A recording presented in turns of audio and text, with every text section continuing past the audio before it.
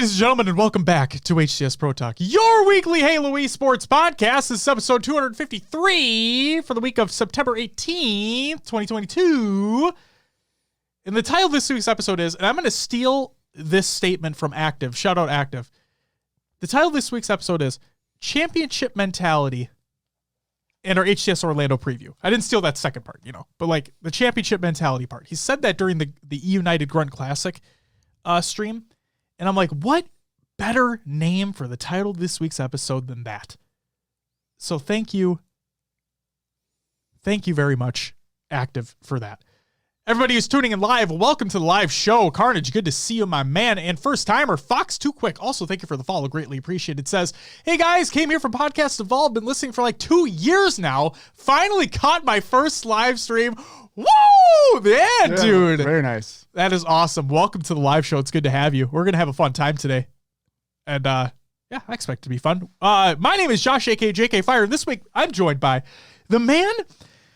I don't think I've ever seen you wear that shirt before. Cloud9, Will, aka I am Mr. Mayhem. Will, how are you doing on this Monday evening? I'm doing all right. Excited to talk about what happened with the tournaments that took place. Yeah. And yeah, it's a Monday, but we're here. We're talking Halo, so it's good. It's a good Monday. Yes. Yeah, every Monday is a good Monday when we're talking about some competitive Halo.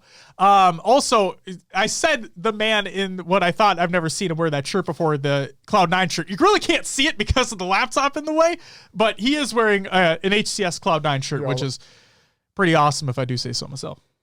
I am a fan of that shirt. That was the, correct me if I'm wrong, but that was the Kansas City exclusive shirt, correct? It is. There you go. Very nice. There you go. Good memory. Good shit. Will, do you want to know what is coming up on this week's episode of the show? What do we got? Will Rostermania ever actually end? Well, no, probably not. We have our first topic of the eUnited Grunt Classic results, our second topic of the HCS Orlando Major Preview, the final major of the year right before we get into the World Championship. And then 343 changes continue. And we're not going to, nothing to dwell on, just like things to talk about. So without further ado, Will, let's get into our singular piece of competitive news. eUnited team trading cards. These are fucking cool. This is by the DreamHack Halo team, as a matter of fact, over on Twitter. And they made cards for Navi, Ascend, and Quadrant. So go check those out. Like, how sick do those look? Pretty sweet. Aren't they? And then there was the joke about them becoming NFTs, and I'm like, I really fucking hope they don't become NFTs. Please get out of that space as much as you can. Firehose, welcome, and thank you for the follow. Greatly appreciated. Fire says, a lot to dwell on with Optic winning the EU Grunt tournament. We'll get into predictions for Orlando later on. We'll just have to wait and see. Yeah. We'll just have to wait and see. So, an Uncle Pumpy with the 3-month... Wait, what the fuck? Wait. The 3-month at tier 3? Did you misclick? It's 1 month at tier 3, but 3 months total. Yeah, Uncle Puppy. I don't know if you knew this, but like, did you misclick? There's a 1-tier option, Thank you so much for the fucking 3-month resub, and one being a tier 3. You get a woo! Says, nope, let's get it, boys. Let's get it indeed. Yes. Thank you so much. Greatly appreciated. What a champ, dude. What a fucking champ. Yeah, that's awesome. That's awesome. We have an exclusive emote, don't we? For a 3-tier? Do we? Am I wrong? We might not. I thought we did, though. I apologize if we don't. My bad. Either way, Will, I'm sorry to put you on the spot, but that's it for the competitive news. Just one little piece for you there, because we have a lot of other stuff to talk about, which is all fine and dandy. Your upcoming tournaments of the week presented by noobcombo.com. Make sure you check out noobcombo.com for all your Halo esports needs, and maybe check out some of their Fire merch as well. I don't just say that because my name is JK Fire. I say that because they have some fucking awesome-ass merch on their website. You should go check it out. Daily tournaments, Z-League daily tournaments, and First Blood daily tournaments. Those happen every single day because if you didn't know, well, now you know. Shout out to Tony. Then I'm going to make sure I didn't miss anything, and it does not look like I did, because on Monday, September.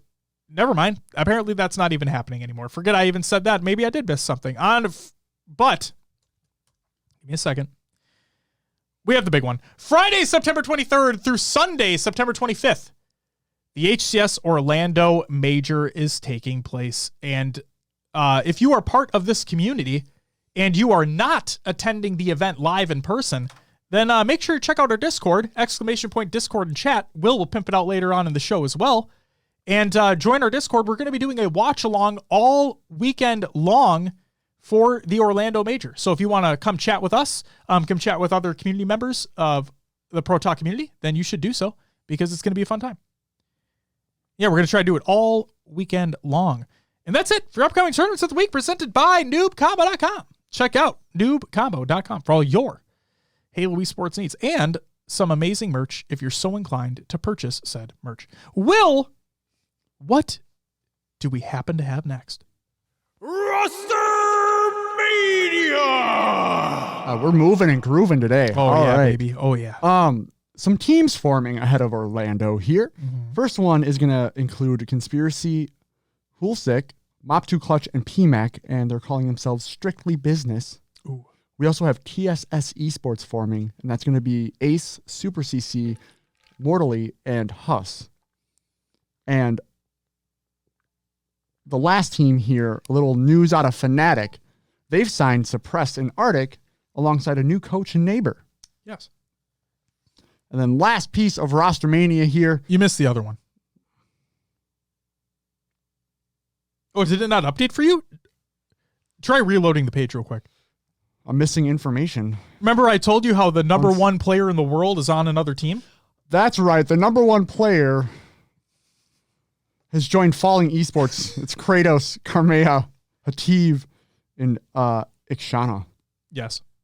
So Kratos, a part of another roster, ladies and gentlemen. We'll see how he performs in Orlando. And then the last piece here. Yes. Someone may not be playing. They may be playing, but we just don't know. Oh, no. Collect on Twitter stated in one tweet, not playing at Orlando and Worlds. Shit fell through. GL, or good luck to the homies competing. Be back next year. Then another tweet came out and just said, stand by. And then Firehose says, collect to Oxygen rumor. So yes, we saw that he was scrimming with them. And I do believe that he could be a good fit for that roster considering his pure slaying power. And I felt like they weren't incredibly slay dominant. So that definitely could be a possibility and be really cool to see. I just want him to be, I would love for him to be on a top tier roster. And it's nothing against the talent that the other players have. We stand Nemesis around here. Shout out Minnesota boys.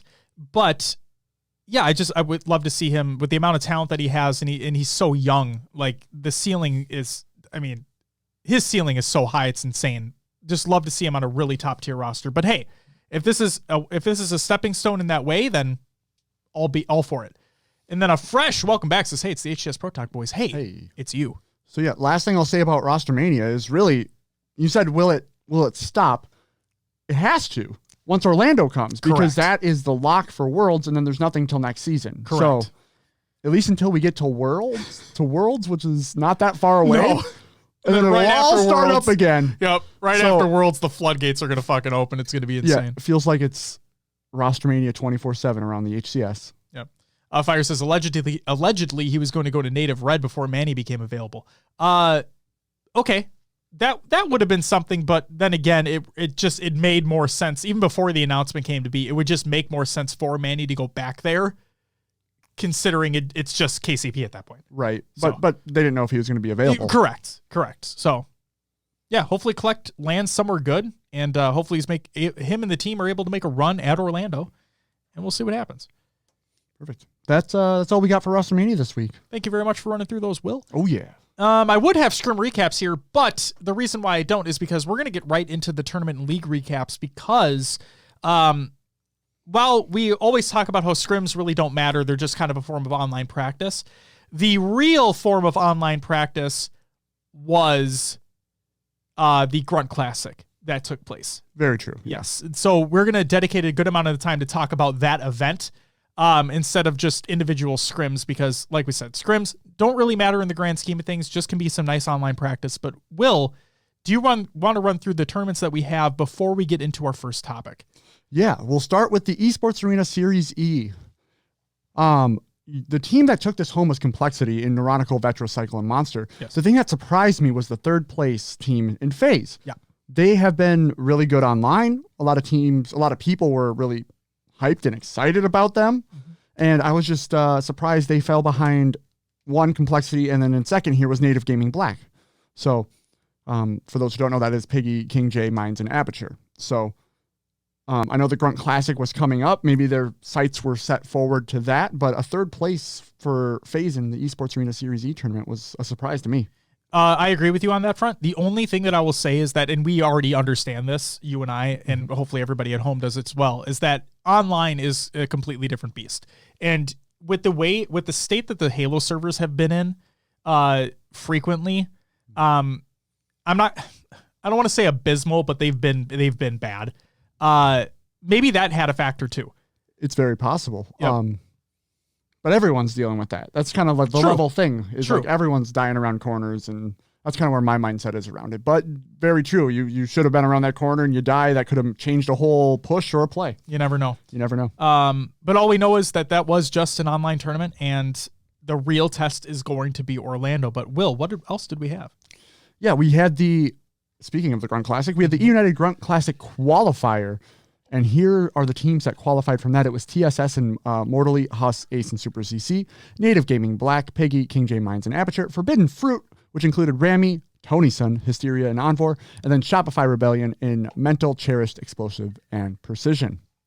Very nice to see. They're the Gears boys coming in. Yes, and even though the Grunt Classic took place, we're going to talk about that in our topic section after this. There you go.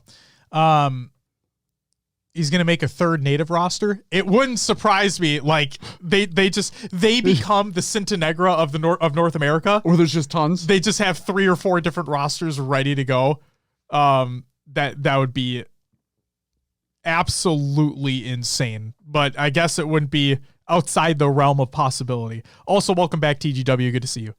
And yes, Fire, you are correct. McWin will finally be free. Yes, after Worlds. Yes. Woo. He will finally be able to have a roster solidified on Native Gaming he already confirmed that will be the org. So yeah, we'll just have to wait and see what happens. I have a slight hope that Pistola comes back and teams with McWin. Sure. I don't know if it's going to happen. It sounds like Pistola might be done, but it would just be so cool to see. It would be really cool to see. He did say, if this is the end, right? He didn't necessarily say it was. He didn't close the door fully and lock it. You know, it's just, there's a little crack. He's pulling a Tom Brady right now. He's just leaving the door slightly cracked to just be able to burst the fuck through it as soon as he wants to. So, but yeah, again, we'll have to wait and see. That we do. All right, well, let's get into our first topic of the week. It's the eUnited Grunt Classic result. Ungoy says, McWin's been saying Ola hasn't been replying to any of his texts. That sucks. So he's thinking of what happened. Yeah, I mean, all jokes aside, every sign points to him officially being retired. Especially after the benching on Optic, everything made sense as to, well, if he hasn't been picked up now, I wouldn't be surprised. I didn't want to will it into existence because we'd love to see Pistola competing forever, but it felt like a writing on the wall situation. But we can't speak for him, so we'll see. All right, the eUnited Grunt Classic. This online tournament took place over the weekend, and another critical point to call out here is that Celeste actually tweeted out, who was one of the admins for the event, as a matter of fact. She tweeted out before the event started that all teams, needed to be present in the United States. Yes. And the reason why that is critical information to know right now is because, let's see, because Ascend was there, and wasn't Navi there? as well. Yeah, Navi. Navi and Ascend were there, and they were in Florida. Oh. So, yep, that's why I thought it was critical to make that point, is that every team was required to be in North America for this tournament. And Navi and Ascend had already made the trip to Florida because, again, the Orlando Major is this weekend, so it only makes sense that they'd be there. So, yeah, they were a pre-selected team, and the rule was that all teams needed to be in North America for the event. So, just thought that was pretty cool. But let's see here. Again, want people to understand that, again, this was just an online event. Okay? And I'm not going to beat a dead horse with this. I've already said this multiple times. But what I really hope people understand is that this was good practice. And this could be a good indicator for what we see in Orlando. But at the same time, this is a fully online tournament where Orlando is completely on LAN. And for those who don't know, LAN is a completely different beast than online. You're not dealing with the server inconsistencies.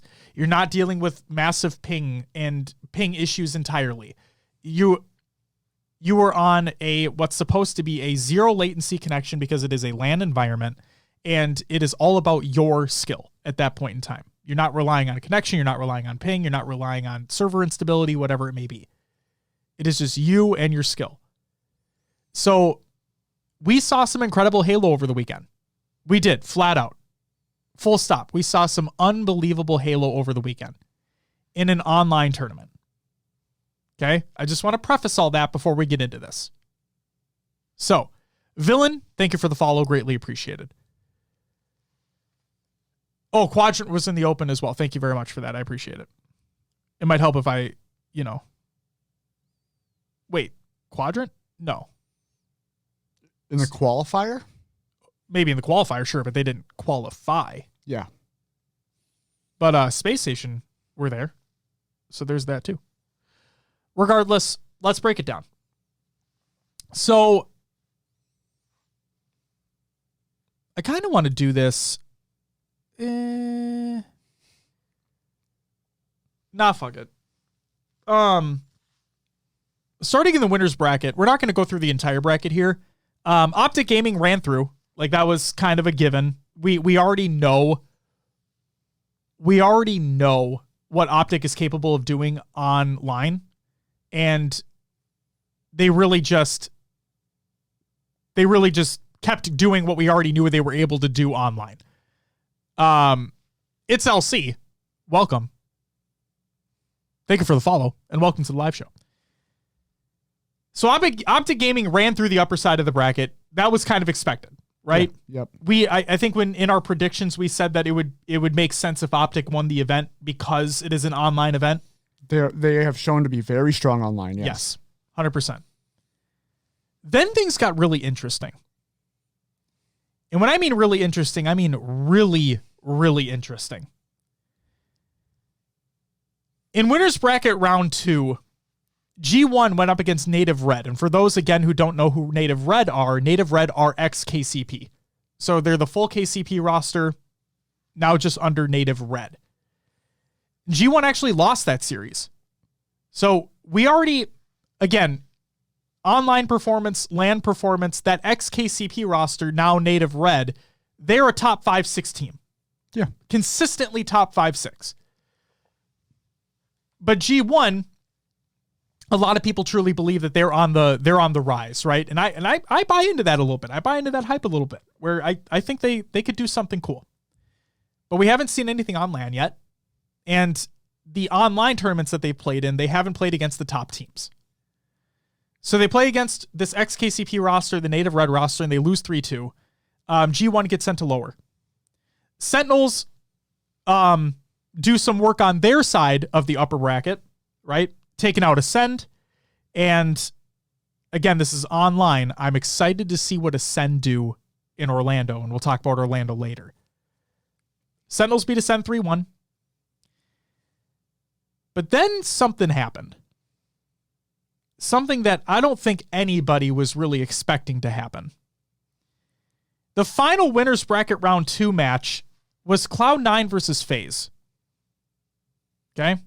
And just to give a little bit of background here, for those who don't know, FaZe is basically completely revamped, right? Renegade used to be on Cloud9, is now on FaZe. Bound used to be on FaZe, is now on Cloud9. Okay? And they're arguably the best, like, twos team ever. Oh, yeah. Right? But now they play against each other, obviously. Cloud9, for all intents and purposes, got their asses whooped. They got handed in that series. FaZe, we talk about, I personally talk about all the time how I could not see that team working unless they had obviously a lot more practice under their belt. And I didn't think it was going to happen going into Orlando, going into Worlds, whatever it may be, right? This is my opinion. I thought they were too Slayer dominant. They'd have a lot of things to work on, especially from an objective standpoint. Well, guess what? I say it all the time. I know this is only online, but I'm going to say it as I sees it. And it really felt like the practice that they put in, that they've been putting in, has really paid off from an objective standpoint. They handed it to Cloud9. They made it look like they were playing matchmaking games. So that happens. They 3-0 Cloud9 and send Cloud9 to losers. Now, the only other thing I'll say about Cloud9 is that for those who haven't been paying attention, we also understand that Cloud9 is not a great online team. They never really have been since, like, the Pro League matches leading into, like, between Raleigh and KC? Yeah, I don't think they're that good of an online team. Carnage is, in the words of Walsh, it's like taking candy from a baby. Hey, it really did feel like it was that easy for them. Oh, man. What's up, Omega? Says, hey, gents, I'll have to watch that C9 FaZe game. Missed that one? Absolutely go back and watch it. VODs are included in the Google Doc or the show notes of the show, by the way. ! Show notes in chat. Check it out. So FaZe move on in a very dominant fashion, right? So then we have a matchup that's like, okay, this really feels like this could be a test. Sentinels, FaZe. You have your KC champions and Sentinels going up against a team that are red hot off their victory against Cloud9. And while this is online, it really feels like they're feeling themselves right now. And I believe it was said, like, Spartan or someone was talking about how they felt like they should have won game 1. I think it was this series. Yeah. Things just didn't work out. Sentinels end up taking the series 3-2, but it was close. It was a close series. Now, I keep trying to preface this with, this is an online event, but really, guys, I'm starting to eat my own words about this FaZe roster. It really feels like they are learning from their mistakes and they're implementing changes to make themselves a better team. And if there's anything that I ever wanted, it's that. As much as whatever I think about Spartan in the game, whatever I thought about that FaZe roster as a whole, clearly what they're doing appears to be working, at least within this online standpoint. Okay? So then, before we move into losers bracket, Optic Gaming versus Sentinels in the winners bracket final. Okay? And man, what else is there to say at this point other than Optic are literally the best team online? It was first game, 7-game series we saw, right? Mm-hmm. Yes. And it went 4-1 to Optic, and they just looked so good online. It's almost insane. It is absolutely insane. I also want to give a very, I want to give a shout out to eUnited specifically for putting on this event and having, and this is big for me personally, best of 7 winners final, best of 7 loser final, yes, and obviously best of 7 grand final. when I saw that every series was going to be best of 5, I'm like, okay, it's a 3-day event, right? Winner, lose, double elimination, all best of 5 series until the last 3. And the fact that we got a best of 7 winners, losers, and grand, I was so happy about that. Because as much as I give shit to Spartan, he's right. You cannot really determine the skill of a team in a best of 3. You really can't. And so it's great to see best of 5s. It's great to see more best of 7s. I hope that continues in an official capacity moving forward. So let's go to losers bracket here. Unfortunately for Complexity, they faced off against Cloud9 right away. Probably not what they wanted to go up against, and they got eliminated. No. So that's very unfortunate. Ascend 3-0 TSS Esports. So Ascend putting in some fucking work there. That's good to see. G1 3-0 eUnited. Yeah. I will say, I may have jumped the gun in our predictions because I put eUnited 4th. Sure. 4th, because I thought with the addition of Snipedown that things may have been a little bit better over there, especially with how that team is set up. It just didn't come to fruition in this tournament. And you know what? I don't even blame you because I was probably feeling the same. And last week I named this episode Practice Makes Perfect. When you did. I felt like after watching this event and watching how these series went out, I felt like that'd be the perfect title for this week's episode. Because if I were to encapsulate this event as a whole, and we'll go through the other series shortly, but like if I was to encapsulate this entire tournament, it would be that practice makes perfect. The teams that had been solidified, the teams that have been working together for a while, they were the ones that really felt like they were coming out on top in more scenarios than not. Yeah. Where eUnited, they had just picked up Snipedown. Right. That was in fresh. An official capacity. Right. Yes. So we know they've been scrimming for a little while, but in an official capacity, they were now a new team. And you go up against G1 and losers, and G1 have been together for a little while. Not an extravagant amount of time, but they have been together for a while.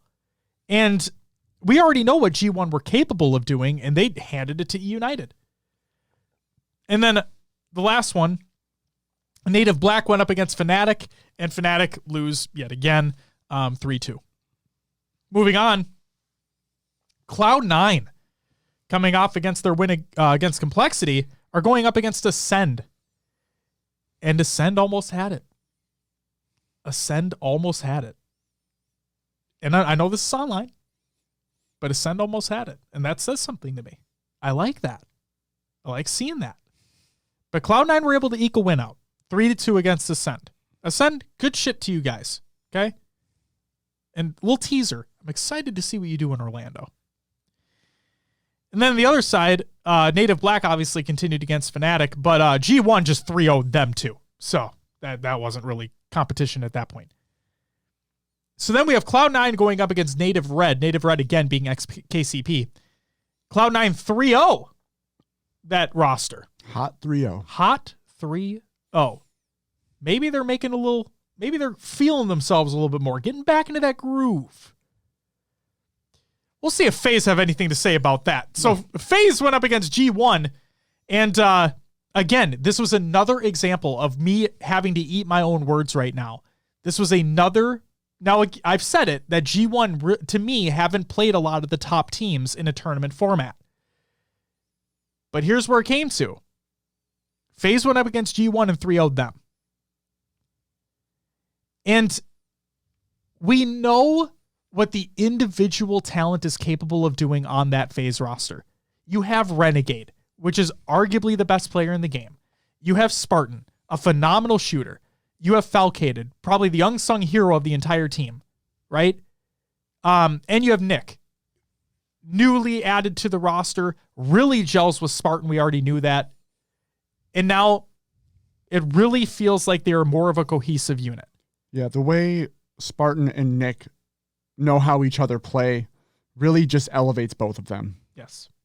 And that was one of my worries, right? My worry was that Nick would be too aggressive. But it wasn't necessarily the case. do you think his time on other teams calmed him down a bit? It might have. You brought that up last week, if I'm not mistaken. You had that idea that maybe that would be the case, where he'd have an opportunity to learn. And yes, I agree. I think that probably had some play in it. We already know how he works well with Spartan.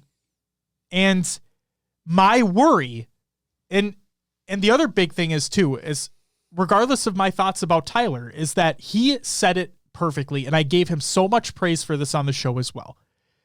He acknowledged their downsides as a team. And he said, I need to do better.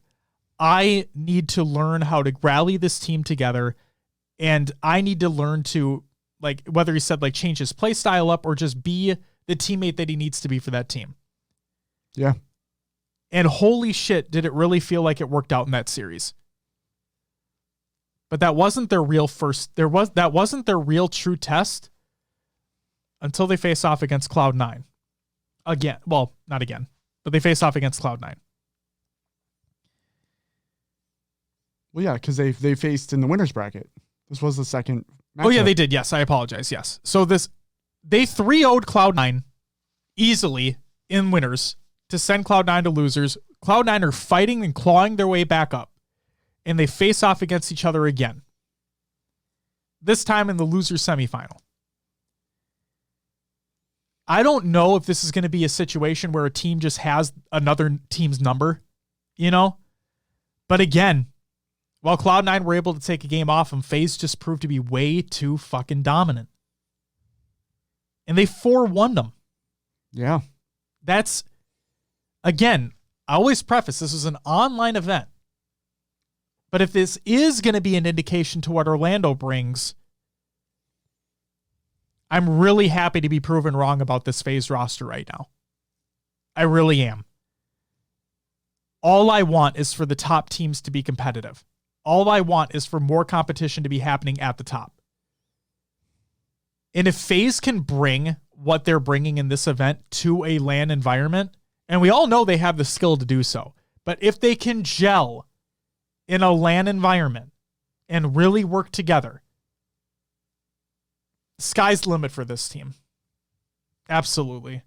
And in a post-game interview, in a post-series interview with Renegade, I think he said something about how this is the most passionate team he's ever been on. And that means a lot. Yeah, it can. If you really do work alongside your teammates, that can mean the world. And if everybody's on the same page mentally, oh man, there's no stopping you. Nothing's going to bring you down. So yeah, I love to be proven wrong in these types of situations because they deserve it. Firehose says FaZe as one of the best Lanimals you could ever find. Renegade gives them a punching chance to any series on LAN. Absolutely. Absolutely. And that's the thing. I just need them to bring it on LAN, right? Yeah. That's all. I just need them to bring it on LAN. But then we had the rematch. The rematch of Sentinels versus FaZe. And Will, you know what they say? You know what they say about Championship Sunday? You know what they say about Sentinels on Championship Sunday? It's when they get hot. They don't really lose. Not normally. No, they don't really lose on Championship Sunday. And, well, they didn't in this case. And they actually beat FaZe. But I think that series went down to the wire. I don't have the results right in front of me, unfortunately, but I think that series went down to the wire. But either way, FaZe bow out, top 3 of the eUnited Grunt Classic. And I loved what I saw. I loved what I saw from them.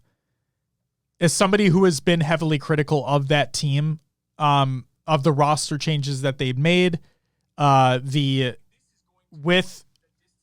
with Snipe Down on that roster being such the slay dominant team that they were, what I thought would be their deficiencies in objective play, maybe egos as well. It really feels like they have honed in and they all know what they want, and they all know that they have something to prove. And that's great to see. Oh, never mind. I'm an idiot. It went 4-1 Sentinels. 4-1 Sentinels. FaZe took game 1, Strongholds 250 to 121, and then Sentinels just Sentinels kind of ran away with it after that. Sentinels are Sentinels for a reason.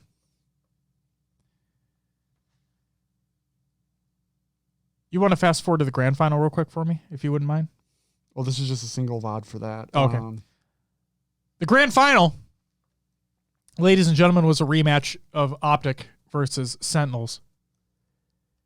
And yeah, you don't fuck with Sentinels on Championship Sunday. But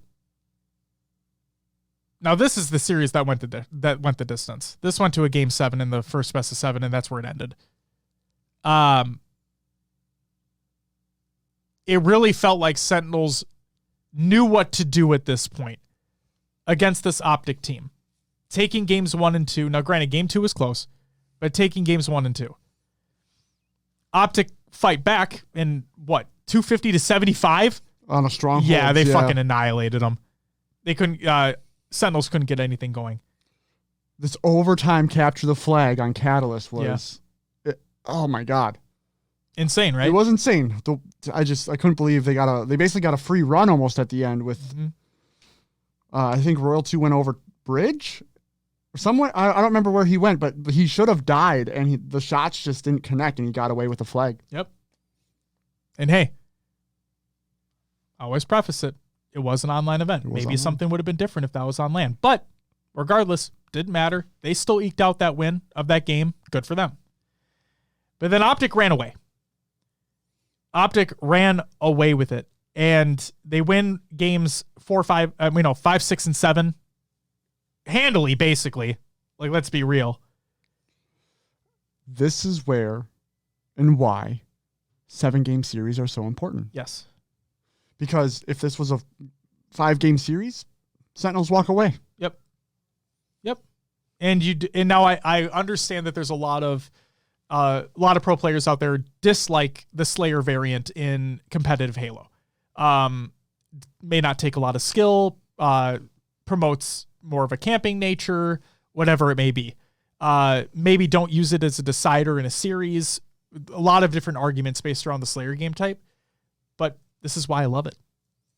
This is why I love it right here. Is that you, in my opinion, and I'm not a professional player, but in my opinion, if you are supposed to be the best of the best, then you are supposed to adapt to any situation. And there is something for me that's exciting just about it's you and your enemy. There's nothing else, no objective. It's not about how long someone can stand in an area, right? It's how good your shot is, which these FPSs, that's what it's all about. Yep. Your shot against someone else's shot, positioning, map control, power-up control, all of it. It's the focus, not an objective that's on the side. In a Slayer in Infinite, it's like distilled down to the core of the game type. It's distilled down into the core of what competitive Halo is. It is you, your gun, your skill.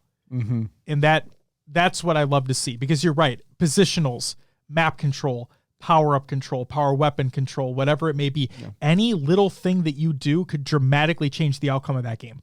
And that's, that obviously is all important in objective gameplay as well. Absolutely. But there's been times where I've seen it where you can have all the control, but something funny happens, and a team holds the king of the hill for some reason. Yep. And even though they're down, like this, the Slayer just does feel like every little thing is important. Absolutely. So yeah, Optic win the event. Right? Optic win the event pretty handily, if we're being completely honest here. Yes, it would have gone to a second best of 7, but Optic just didn't want it to go that far. They ended it in game 7. Good for them. I mean, I was kind of agreeing with Tony on the broadcast. I just wanted to see more Halo. Give me a second best of 7. Yes, and Tony was right too, is that, and we saw some amazing competitive Halo in this tournament. No doubt about it. We saw some amazing competitive Halo this tournament. Prod, we're talking about the eUnited Grunt Classic. And also, welcome to the live show, by the way. And Tetrify, thank you for the follow. Greatly appreciate it. And yeah, it was a great event. It was a great event. There is one thing. There's a couple plays. Absolutely proud. Don't worry about it. There are a couple plays that I want to talk about. Okay. Losers final. The losers final. It was game 3, CTF on Bazaar. Okay, we know how wacky that fucking game can get. Right? Yes. Okay. Sorry. All good. Game 3, CTF on Bazaar, it went to overtime, as a matter of fact. And there were 2 overshield plays by Sentinels. Okay? There were 2 overshield plays by Sentinels. Again, this is against FaZe. Okay? This is against FaZe. Losers final. 2 overshield plays by Sentinels. The first one, and this is, to me, this was the perfect, like, hey, we fucked up the first time, but we are one of the greatest teams in the world, and this is how we bounce back. In the same exact game, in the same overtime, with a different overshield to take control of the game and win. Okay? The first overshield that they got, all of them were overextending, and they never really got a numbers advantage to pull a flag. Instead, they just grabbed overshield, they ran in, people were dying left and right, nothing really worked. Okay? You have overshield, you should be taking that as an opportunity to, yes, you can be more aggressive, but take that up as an opportunity to be like, we have an overshield here. We have like not another man on the field, you know what I mean? But just like more difficult kill. Yeah. And you can be more aggressive. You can get set up. You can make that a part of your setup. But they just overextended. Nothing worked out for that overshield, and it blew up in their face. But they didn't get distracted by that. They didn't let that take them down, and they didn't let that make them lose the game. Instead, again, same overtime, same game, just a different overshield. The second one had them waiting as a team to get numbers advantage, and they made a coordinated push into the base. They got the flag, and multiple members of Sentinels were always right behind members of FaZe to flank them every single time. It was when I literally said this out loud to myself when I was watching this. That first overshield play, I'm like, what? Guys, that was not it. Like, what are you doing? And then the second one, waits, has grapple shot ready to go, pulls it towards him, get numbers advantage, start making your way in, get behind them, always have players rotating in front of, like, behind FaZe players. And it wasn't a flawless flag cap, because obviously FaZe put up a little bit of a fight, but like they made the perfect play with that overshield. And that's what separates the good teams from the great teams. They took that first overshield and like, fuck it, we'll put that one in the bin, doesn't matter. And that second overshield play was beautiful to let them win that game. Unbelievable. And then, again, the last thing I want to say about this event is that I'm eating my words about FaZe right now. And you know what? Nothing makes me happier. You know, you asked me my top 3. Yeah. I got it right for once. You did? That's what I said: Sentinels, Optic, and FaZe. I remember you gave me a look when I said FaZe, because they're obviously trying to get together. But no, you're good. My thought was, because of Cloud9 being Cloud9, I thought they'd be better, but they just weren't. Tetra says, so they pull a tree, then actually send 2 guys behind them spawning at Shoddy. Yeah, basically. It really felt like Tetrify. It felt like a work of art. Like it felt like the most beautiful, masterful play happening in front of my eyes with that second overshield that they pulled. It honestly felt like perfect. The analysts, the casters, all these guys talk about, like when you're down 200 to 50 in a strong, or like 249 to 50 in a Strongholds game, this team needs to play perfect Halo to get back and win this game, right? Because one screw up will have them losing the game. Sentinels literally played perfect Halo in that overshield play to get them that flag cap and win that game. as a competitive Halo fan, I got to sit back in my chair and be like, that's the shit I love to see. Like overkills, triple kills, killing sprees, killing frenzies, all these awesome pop-off plays are cool, right? A cross-map skewer kill, whatever it may be, awesome to see. But to see a setup like this and a play work like this, when you see the full thing come in and start working. In an overtime situation, on bizarre flag nonetheless, because where overtimes always happen. Yep. It was just so cool to see. It was so cool. And man, we love a lot of competitive titles, you know. Sometimes we talk about COD, Valorant, whatever it may be, but those Halo plays are just so good. So good. But yeah, I'm really, really happy with what FaZe are doing. Yeah. Should I run through the placings here? Please do. Please do. The way it all shook out in 7th and 8th, we had Native Gaming Black and Ascend. 5th, 6th ended up being Gamers First and Native Gaming Red then. Cloud9 did take 4th, FaZe in 3rd, Sentinels in 2nd, and Optic are your champions of the eUnited Grunt Classic. Absolutely. And yeah, shout out Optic for winning the event. They are online gods. They're established. Yep, we already kind of knew that. So that's good to know that consistency continues. Huge shout out to FaZe. I know that it's not the result that they wanted. But again, I love being able to say I can eat my own words on this. It feels like they're not only taking steps, they're taking like giant strides right now. So yes, they are. It's impressive to see. My biggest worry, because we still have Orlando to talk about, we're getting into our preview shortly. My biggest worry was objective play. That was my biggest worry for that team, is that they are too slay dominant. Who is going to do the objective work? Who's going to do the dirty work on that team? Was it going to be Falcated because he kind of feels like the soft-spoken player? No, it really feels like it doesn't matter. I think that's important that there's not someone who's designated. Yep. Because I've seen that when like someone's like a designated ball person, sometimes they're not in position just to pick up the ball and go. You're losing time. Right. If everyone can chip in and get points on the board, great. They played objective great. They had great objective play all weekend long, and that is something that I was truly worried about with that roster. To put a pin on this, again, this was an online tournament. So of course there were a lot of other factors at play. I did see some players saying that the servers felt like they were in a lot better of a state over the weekend, which is great to hear. But as we always say, the true test is LAN. And as the pros have said, they know that too. They know that, they want that, and they hit that home, is that the real test is a LAN environment. And like I said, if FaZe can bring it, they are going to be fucking scary. So, Will? Yeah. That's it for the Grunt Classic. Again, if you want to check out the VODs of the tournament, they're in the show notes of the show. ! Show notes in chat. Go check them out, please. And again, huge shout out to eUnited for putting this event on in the first place. Especially right before a LAN. I think it is great practice leading into the event.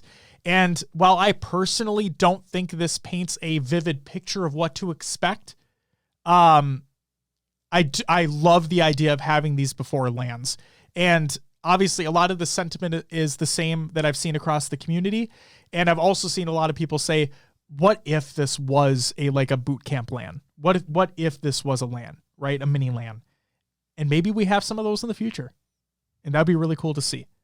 Couple other shout outs before we move on is a huge shout out to the broadcast team for doing the work at this event. You guys, I tweeted it before, but I'm going to say it here because obviously you guys don't get enough praise that you deserve. And you guys killed it all weekend long as usual, but want to give the shout out because you deserve it. And then shout out to all the talent that was on there as well. The casters, the analysts, you guys did a phenomenal job as well. Kept the hype going all weekend long. And if there was one semi-criticism that I'd have for the event, is that kind of felt like we went back in time in terms of the lack of break utilization. where it was a lot of like timers, not a lot of content in between. But you know what? That's okay. Still loved all the Halo that was being played. I think for it being what it was, and it's put on by an organization, not the quality we're used to. Like it's fine that it's not at that full like LAN level, right? Yeah, at least for me. Also, I want to point out, shout out to Timmy Tinkler, Rain on eUnited. I don't know if anybody was paying attention, but I thought this was fucking hilarious because clearly they filmed this. They filmed their little segments, their controller segments, I imagine before the GAs were in place. Oh, yes, because they were talking about drop weapon. Yeah. Rain, because it was always the same clip that was played for each player. But in Rain's video, he always would talk about how he has a paddle linked to drop weapon and how important it is in competitive Infinite. And I'm like, ooh. That's ouch. Yeah, little late, but I thought it was funny. But yeah, really, really cool event. Awesome Halo that was played all weekend long. Some incredible plays as well, and it just proves again why we love competitive Halo so much. But without further ado, let's move into our second topic of the week, which is our HCS Orlando Major Preview. We're gonna give our predictions for the event. It is next week, and I know the players can't wait. Like, I can't fucking wait till we get to another LAN. Like, this is the true test. This is what we've been waiting for since KC. This is everything culminating into a spectacular weekend. Can't wait. But if you're not going to be at the event, or if you are going to be at the event, you're going to have your phone up the entire time, there are Twitch drops. So let's talk about Twitch drops first. There is a diamond weapon charm that looks fucking awesome. I wonder how big it's going to be. Like, is it going to flop everywhere around? Is it a giant diamond, or is it just going to be like a nice little like side? I hope it's the size of the active camo charm that they have. For those who don't know, there's an active camo charm in Infinite that mimics the Halo 1 active camo, so like the pyramid with the blue in there.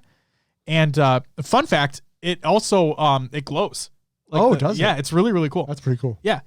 So I hope it's that size. I thought that was a good size. But yeah, you can get a diamond weapon charm available Friday through Sunday for watching for 2 hours on any of the main streams. Twitch.tv/Halo, it looks like. And then the Gladiator's Edge, this is the diamond coating, right? For the Sidekick, which had already previously been available. This is the same coating that had previously been available, but it's available again.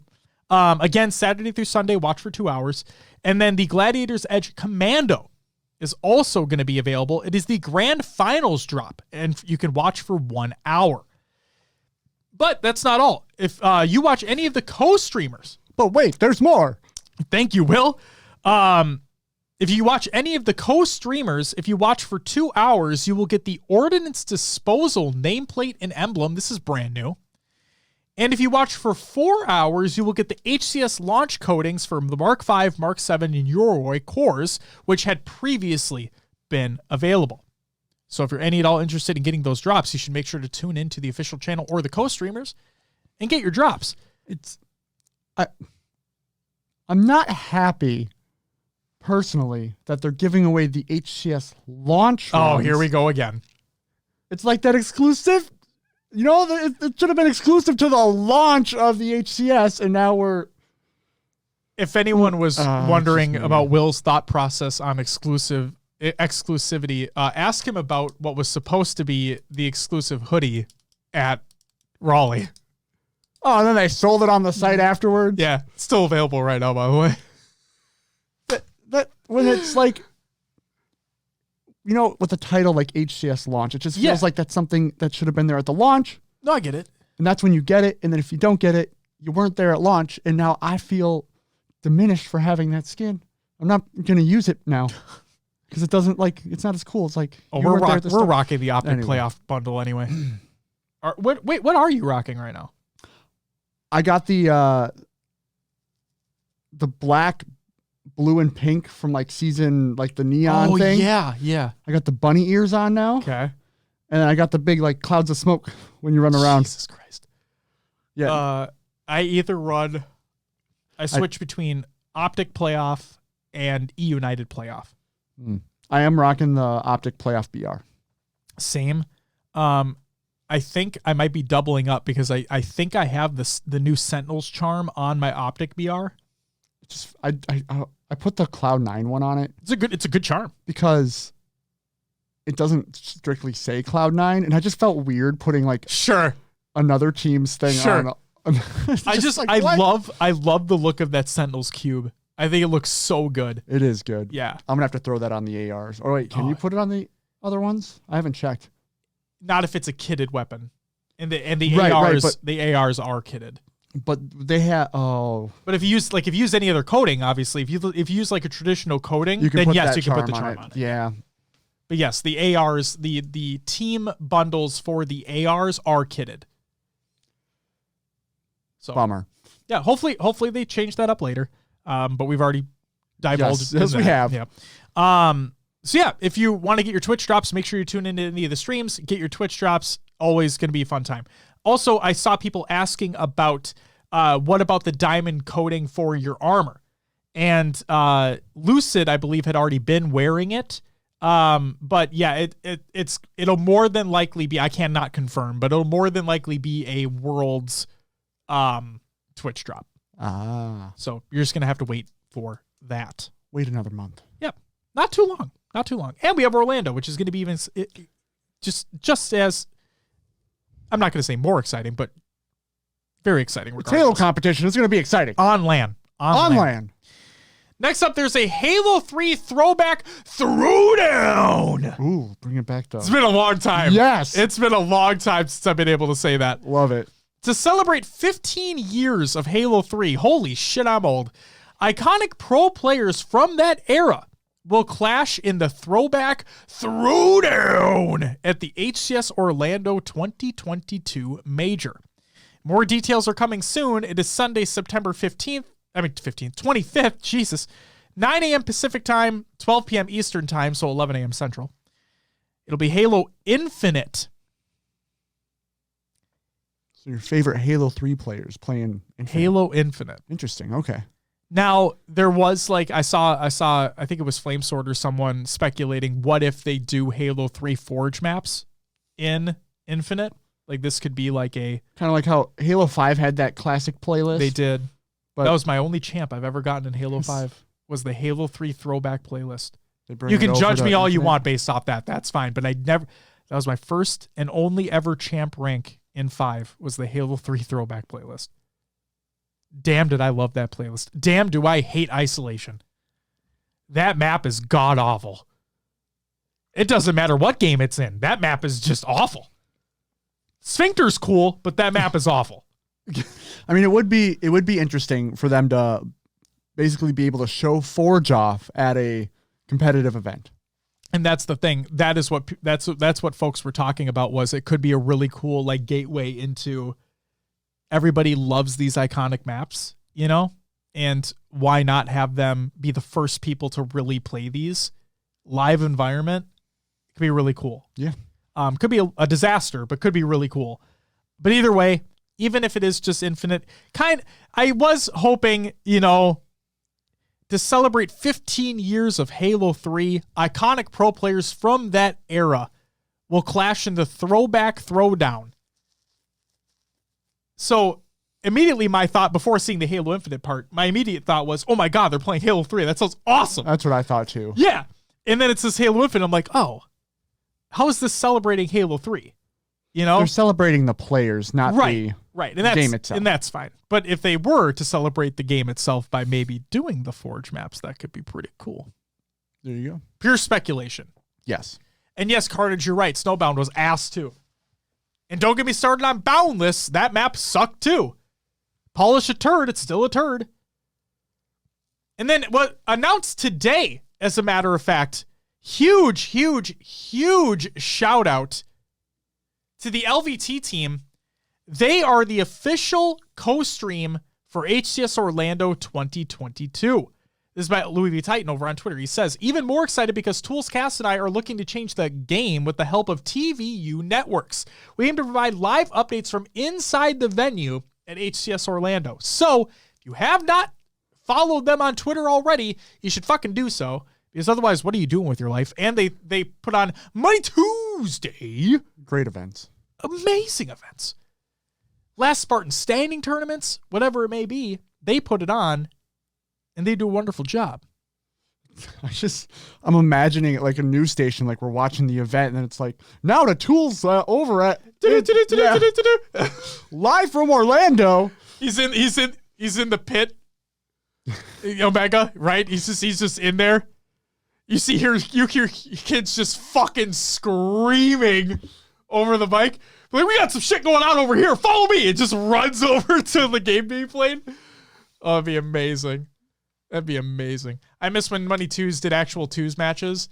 They do. What are you talking about, Ongoy? Oh, I mean, if we're just talking strictly about the last one, then yes, they had a 4v4, but they had a 2v2 undercard as well. So, Chica with a 3-month resub. Thank you so much. Thank you. You get a woo! Oh shit. Maddie coming in says, also some news. It went unannounced, but Halo.gg got a well-needed facelift. Oh, I think that deserves to go to the website right quick and take a pixie. I'll wait for you to load it up. How's it looking? It is better right off the rip. And primarily the reason I say that is because, oh my God, guys, all the esports news, crazy to think about, is in one spot.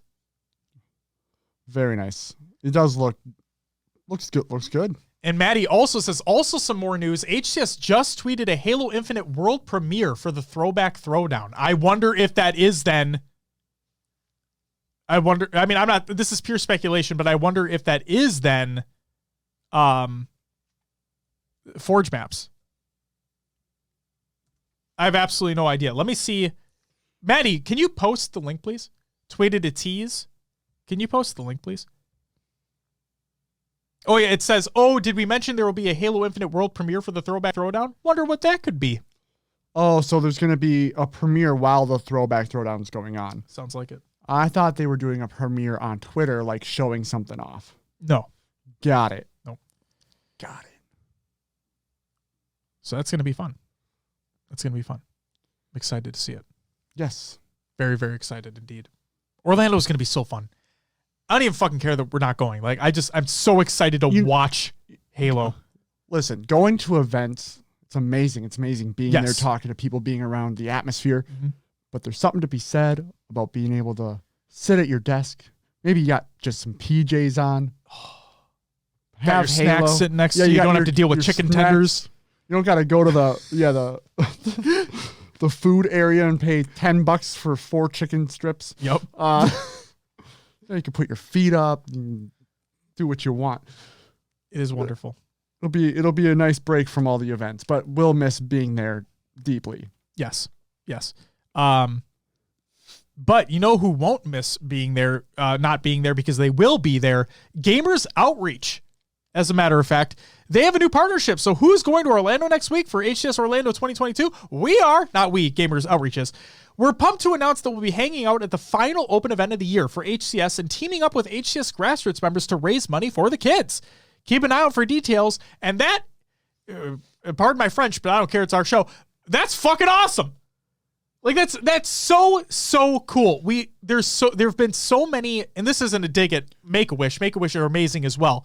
It's just we've seen so many charity events around Halo and raising money for go-karts for Gamers Outreach and seeing them in an official capacity be the partnered charity for Orlando. I love this. Absolutely love this. So if you guys have the means to do so, please consider donating and help those kids out play some video games while they're going through tough times in their life as well, and try to bring them a little bit of joy. So please, please, please donate if you are able. Will. Yeah. I'm going to make you press the button. Oh, boy. Can you hit me with a little bit of that roster recap? Roster recap. Thank you. I appreciate you. Here are your pool play qualified teams, ladies and gentlemen. You have Optic Gaming in your first seed. I'll run through seeds. Like, this will be 1st through 8th, right? So Optic Gaming is APG, Formal, Lucid, and Trippy. G1 coming in with the 2nd seed. Boobadubu, Predevinator, Swish, and Squall-Eye. 3rd seed, Sentinels, Frosty, Lethal, Royal 2, and Snakebite. And rounding out the 4th seed, we have Cloud9, Bound, Eco, Penguin, and Stellar. 5th, eUnited, Rain, Ryanoob, Snipe Down, and Suspector. In 6th, we have G2 Esports, Barcode, Gilkey, Sabinator, and Straightsick. 7th seed, Native Red, your ex-KCP roster, Druck, Manny, Soul Snipe, and Talik. And FaZe Clan, and the 8th seed, Falcated, King Nick, Renegade, and Spartan. In the 9th through 16th seeds, we have Ascend, Legend, Snipe Drone, Respectful, and Sika, Quadrant, Chick, Nurix, SLG, and Shad, Navi, Jimbo, Kimbo, Snakey, and Z-Mighties, J-Links Esports, Morga, Flux, Quad, and Septic, Space Station, formerly Pittsburgh Knights, Atso, Drift, Pelogod, and Tapping Buttons, Cruelty, Gora Loco, Dragoniac, Noble, and Rinnigan, Sintenegra, the main one, not the 3rd spinoff team, of Borgie, Chrono, not Jerry, so we don't know who he is, and Stom, and the Chiefs, rounding it out, winning the Australia-New Zealand Regional. That includes Beastin, Berserk, Madsy, and Slays. Thanks for putting the oomph and beast in there. Oh, yeah, Beastin. And now let's get into the actual pools before we get into our predictions, Will. In Pool A, we'll have Optic Gaming, FaZe Clan, Ascend, the Chiefs, and again, an open bracket team. I'm just going to call it right now. That's the pool of death. That's pretty tough right there. You have literally the best teams, I mean, besides Space Station, but you have the best team in EU, the best team in ANZ, the best online team in North America. Like, that pool's fucking stacked. Yeah. And then FaZe, who are rising up. Yep, and I shouldn't have like counted them out of this. It's just like you have those teams and then and FaZe. Oh shit. Yep. Pool B, G1, Native Red. That's going to be spicy. Quadrant, Sintenegra, and an open bracket team.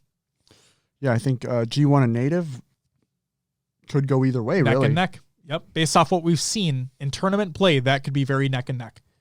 Pool C, Sentinels, G2 with Barcode, Navi, Cruelty, and an open bracket team. I mean, I think Sentinels are walking away with that one, honestly. Yeah. Yep. I'm curious. Barcode on G2 on LAN. You know, what is that going to be? Last time we saw him was in the Texas LAN, quote unquote. The North American Super. Yeah, it was a super LAN, not LAN, because just everyone went to Texas. Yes. Everybody was still playing online. Yeah, it was an online tournament. A lot of teams were in facilities, but it was an online tournament. And yes, Barcode played with G2 at that time. So I'm interested in seeing how he compares on LAN. Absolutely. And Pool D is Cloud9, eUnited, J-Links Esports, Space Station, and an open bracket team. It all depends if eUnited can gel. Yeah. But I don't see them overtaking Cloud9 at this point. I don't either. And Tools says, hey, it's my favorite podcast. Hey, it's one of our favorite people. What's up, Tools? Good to see you. And hey, let me also say congratulations to you live, to you and the LVT guys. That official co-stream, that's fucking awesome. Let's get it. Yeah. Let's get it. I'm excited to hear what you guys talk about on the floor. We're gonna be watching from the comfort of our couches, and I just can't wait to see it all. It's gonna be so fucking awesome. So awesome. The one we really didn't talk about was then Pool A, the Pool of Death. Do you think Optic can hold off FaZe? Should we get into some predictions? Sure. All right. Hard to best Cloud9 in LAN? Absolutely. Little Skate, thank you for the follow. Welcome to the live show. Good to see you. And yes, that is very, very hard to do. We talked about it in the Grunt Classic post show earlier on in this show, that we know that C9 is not the best team online. We know that. And Hoaxer also came out that said we need to do better. And we know what he's capable of doing as a coach as well. And we know what that roster is capable of doing, especially in a LAN environment. So definitely not counting them out in the slightest. But predictions for pools first. Okay. I have it typed out. I didn't put it in the show notes because I wanted to keep this separate. I didn't want people to see it. I didn't want it spoiled. You know what I mean? I kind of went through mine. So you go through yours. So I'll comment on Pool A once you. Absolutely. So Pool A, I am going to say that Optic eke it out. I'm going to say that Optic take first in the pool. Again, this is just pools. I'm going to say Optic take first in the pool, and I'm going to say FaZe take second. With Ascend taking third, Chiefs taking fourth, and then open bracket just... to be completely honest with you folks, I don't think an open bracket team is going anywhere. And maybe that's me being naive. But if I'm looking at the talent that these top teams have already and the teams in these pools, then yeah, I mean, we could definitely see an open bracket team taking off a Centenegra, taking off a Cruelty, taking off a Jailings, right? But I don't know. I don't feel confident in that. I feel much more confident in like direct pool play placings and then my actual predictions, which are always wrong. So there's that. But you did get the United ones, the Grunt Classic ones right. So hey, good to you, man.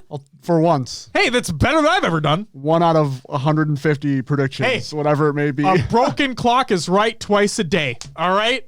That's all you need to know. All right. We got it once. That's it. So yeah, I think Optic take first in their pool with FaZe taking second, then Ascend and Chiefs. I'm not, and this isn't to say like, oh, it's going to be fucking 3-0s across the board.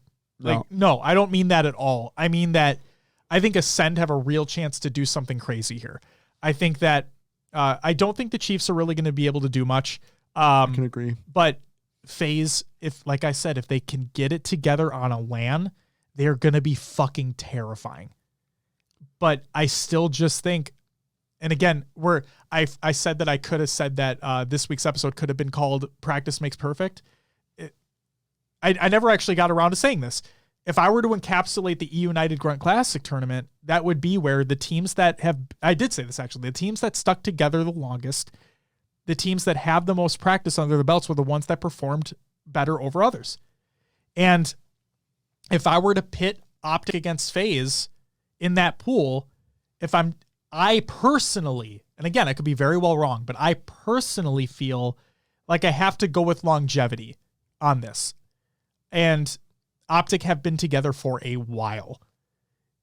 And yes, we know that they haven't transitioned to LAN well. We know that. But this could, and Lucid talked about it as well in the Grunt Classic, is that they know what they need to do. And I think they have an opportunity to do it here. So I am never counting FaZe out now. I've eaten my words. My words are swallowed. They are in my stomach. My acid is burning them up. I'm not counting them out. But in that pool, I'm going to give it to Optic. I'm going to give it to FaZe. Okay. I respect that. I've seen Optic come out flat too often. And with the passion that FaZe is playing with, if they get ahead in a series, I think they're not looking back. And we know that Optic, if they don't start well, things can go bad. We know that too. It all depends on how the games lay out during the day for me. So if it's FaZe Optic right away, I might give that to FaZe. Sure. They might start out stronger. You never know. And like I said, I'm not counting them out. I respect your decision here. Me personally, I just have to go with longevity. Sure. That makes sense. For me. That's fair. Omega says, I just hope the Chiefs can at least show that they can compete as the resident ANZ fan. Yeah, and that's the thing too. I don't want it to sound like I don't think they're going to do fucking anything. I really do hope they show out. It's just in that fucking pool, man. Yeah, it's tough. Oh, that pool is crazy. That's why I feel so bad for them, because when the pools came out, I'm like, they did this twice. I think KC had the same thing, where you had like some of the top teams from each region were in that pool A. It's just, I know it's how seeds worked out, but still, wow. But there's that. All right, Pool B. I'm sorry to all the G1 stands out there, but I am going to give Native Red the upper hand here. And the reason why is because even though they're always a top 5-6 team, they're in a pool with arguably the other 5-6 team in G1. Yeah. And if they're going to go head-to-head, which we already know they are, they're the same pool, I'm going to give it to Native Red.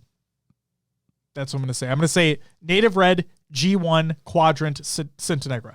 I really can't give it to one or the other. It's 50-50 for me on who's going to come out on top here, and it's going to come down to Native Red and G1.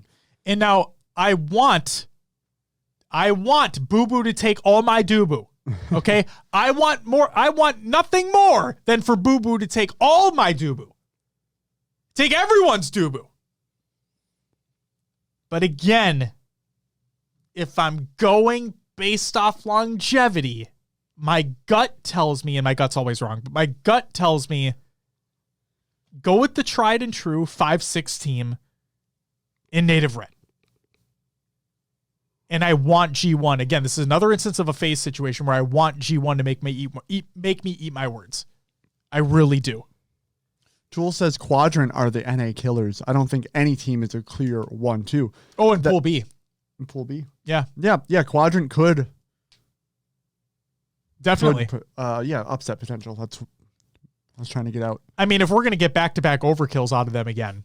Yeah, you never know. Anything's possible, you know? And that was on land. So anything's fucking possible. No, I'm again, like, I know I'm going through placings right now in the pool, but this isn't meant to say that these are going to be 3-0s in my mind.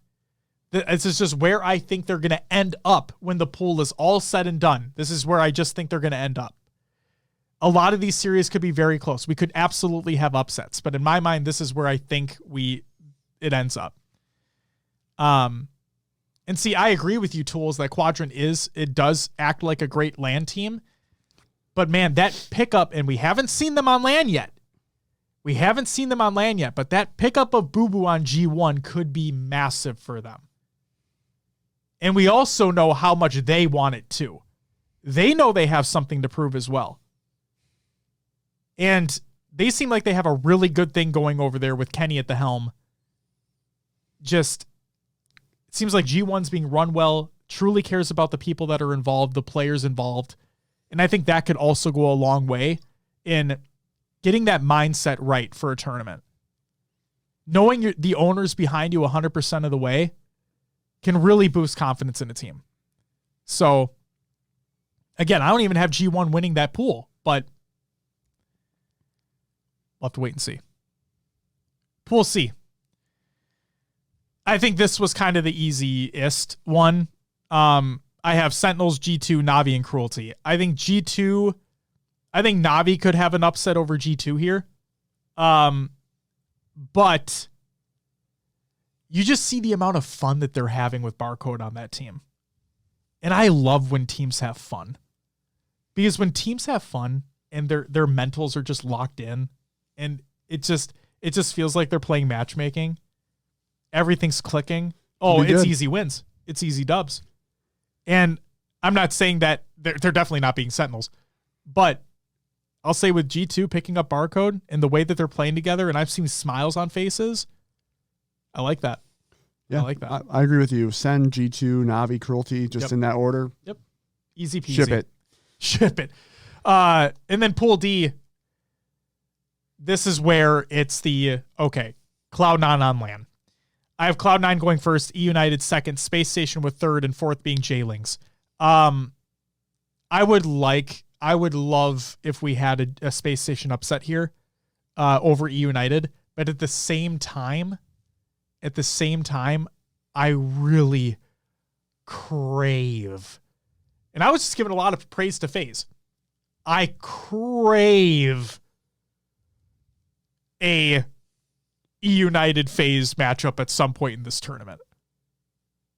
It would be great. I crave it. Would be great. Like, it's fireworks are going to explode if and when that matchup happens. But I'm just gonna say while yes, Space Station are the best team in the Mexico region, I'm not gonna let it get away from the big brain plays that Ryan Noob's able to make, the pure slaying ability that Snipe Down has. I'm not gonna let that get away. So I am gonna say Cloud9 take the pool, and I'll probably say handily. eUnited come in second, Space Station, then J-Lings. That's what I'll say. What about you, Will? Oh, for Pool D? Yeah, Pool D. I think I'm on board with that. Yeah. Yeah. Sounds. Yeah. Yeah. Ship it. Ship that one too. Good shit. All right. Love it. Maybe you'll get both in one package. You never know. Oh my God. Tool says, I would have agreed until some of their recent signings and leadership, but that's me being spicy. Oh, I think I know what you're talking about right now. C9EU SSG for sure. Good. Glad we're all on the same page. See, like minds, great minds think alike. Here we are. But again, my predictions are always wrong. So if you want to look at predictions, don't look at mine. He's been correct. So you can look at him. Once. Hey, once is better than none. All right, Will. Tournament predictions for the event. Oh, God. The ones where I am always wrong, no matter what the fuck I say. Tool says Clutch seems high on J-Lings. SSG could be in for ruining or running. Tools, I don't listen to what Clutch says. No, I'm just kidding. But there is one thing I want to talk about with Clutch is that since you bring him up, it just reminded me of a play that happened during the Grunt Classic. And this isn't to throw shade at Clutch. It's just like, I thought about, like, why? I forgot who we're playing exactly. I should have noted this down. Clearly I didn't. But obviously the two teams were going up against each other. It was a Strongholds game. And one of them were down, I'd say 120, maybe more points in the Strongholds game. But there were like 5.5 to 6 minutes left in the game. And Clutch was talking about how the only way this team's going to be able to come back is if they get a triple cap and they hold it. And I'm like, no, that's not the case. You have over 5.5 minutes left in this game. Stick with the 2 cap, make rotations as needed, but keep them on spawn. Are you kidding me? Guess what that team did? Went for the trip cap and lost. I think it was eUnited. I genuinely think it was eUnited. And I thought to myself, why would, like, Clutch, I love you, and you're a great mind in the scene. It's just when you said that, I'm like, what? Tool says, nah, you're faded. Clutch knows. Nah, man, Clutch knows all. Like, I'm telling you, man, it's not about time. Dude, I'm not kidding, though. Like, and the funny thing is that the team went for the trip cap and lost the game. Like, you don't need a trip cap. You have over 5.5 minutes left in the fucking game. Get your 2 cap, rotate as needed, keep them on spawn. I'm going to have a sneeze attack. I'll be right back. All right, you go have your sneeze attack. You're all good, my friend. Ungoy says, SSG are looking very weak against North America as of late. Really want them to do well, but I don't think there's much hope. And that, yeah, I don't know. You're faded because there's literally no game clock on Strongholds. What are you talking about? Tools, what the fuck are you talking about? What are you talking about? I'm gonna pull up this goddamn VOD right now. Am I losing my mind right now? Bro, you're out of your mind. You're out of your mind. Get me into this game. Bro, what are you talking about? I'm literally watching a first fucking game of the stream.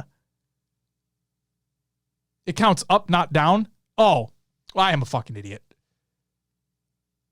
I'm sorry. I am a fucking idiot. My apologies. But no, like, they literally didn't have to. My point still stands. You didn't need to go with the trip cap to win the game. You didn't need to go with the trip cap to win the game. You didn't. And they tried it, and they failed.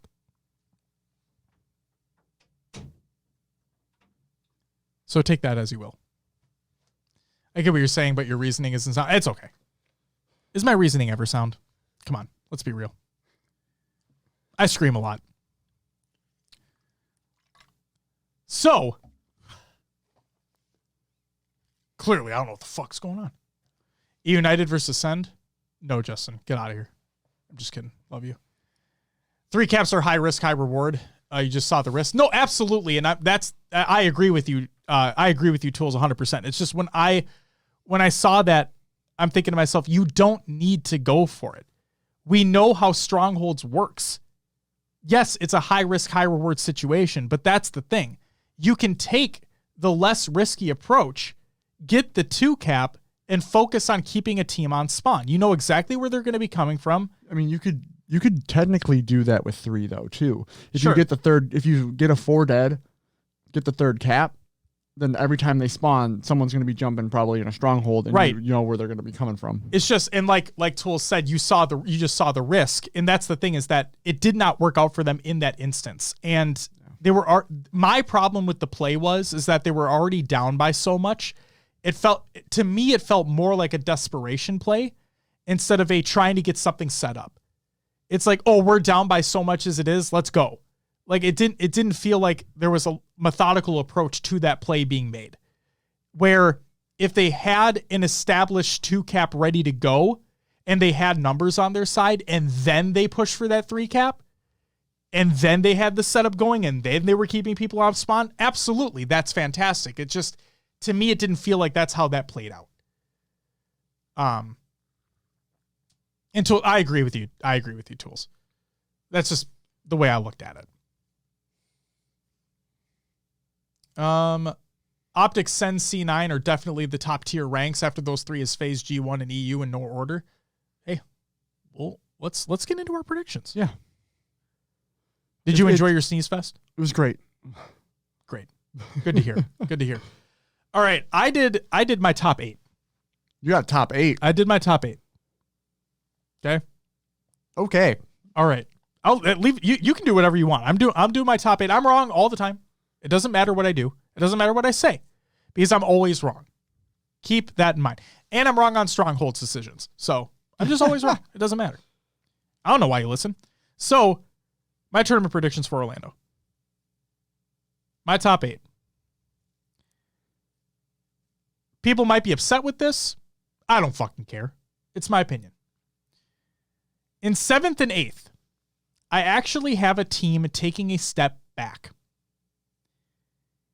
And a team taking a step up. The team I have taking a step back is your classic top 5-6 consistency boys in Native Red. The XKCP team. I have them taking a 7th, 8th spot. In the other 7th, 8th spot, I have Ascend. I think they are actually going to be a threat to top North American teams at this event. I'm not saying like the top teams of North America, hence why I have them 7th, 8th in this event. But I think they might turn some heads. I think they're going to turn some heads. And again, my predictions, always wrong. In 5th, 6th, and this is where things get slightly more spicy, I have another team taking a step back. eUnited in the 5th, 6th spot. While I do want to see a Phase eUnited matchup, I'll live for it. Like, I think it's going to be one of the greatest things ever if and when it happens in the event. I just, as much as I love Ryanoob's big-headed plays, I don't think they have enough time under their belt. I just don't. And we already know what those players are able to do on that team, but if I'm just giving predictions right now, which I am, I'm going to put them in 5th, 6th. That's the way I look at it. And then, in the other 5th, 6th spot, Boo Boo, take my doo-boo. Take it all. Because I have G1 there. I have G1 being top 5th, 6th at Orlando. Well, Josh, if you have G1 and eUnited and Native Red and Ascend, Where's G2? Not in the top 8. I don't have him in the top 8. Barcode, I love you. I love what you're bringing to this team. I just don't have you. I don't have that team in the top 8. My 4th place team is going to be Cloud9. Cloud9, we know what they can do on LAN. We know that they are a scary team on LAN. And I'm not trying to take anything away from them. I just think that there are 3 teams better than them. And I'm not going to do any funny, crazy, ripping my shirt off for a jersey underneath this time around. I'm not going to be doing any of that. I tried to put a little bit more thought into this. And I already, like I said, I joke all the time that my predictions are always wrong, but I do try to take into consideration everything that's happening. But we always know that anything can happen on LAN. Anything can happen. If a game, if a series, if a day doesn't go your way, anything can happen. I just think there are 3 teams better than Cloud9, even though we haven't seen one of them on LAN yet. And that team that I have taking 3rd place is going to be FaZe. I gave a lot of praise to FaZe earlier on in this episode of the show for how well they performed, for how well they are doing, and how much they are improving as a team in such a short amount of time. And that only bodes well for them. And I already know what these players are capable of. They're some of the best in the game. But I just don't think they have enough time yet. Now, then the question would be well, why are you putting Cloud9 below them then if FaZe don't have enough time? Cloud9, while they are great on LAN, they just haven't. Something doesn't look right with them. This isn't a knock against Bound or anything, but just something doesn't look right with that team. So I'm going to put FaZe in 3. I'm going to put FaZe in the 3rd spot. I think they're finally, I think they're going to show what their potential can be in this event. Obviously, I think they're going to bring it at Worlds if they qualify, which they should.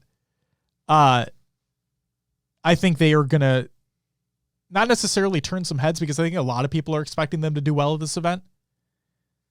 But no, I don't have them winning it. I definitely don't have them winning it. I don't think they're there yet.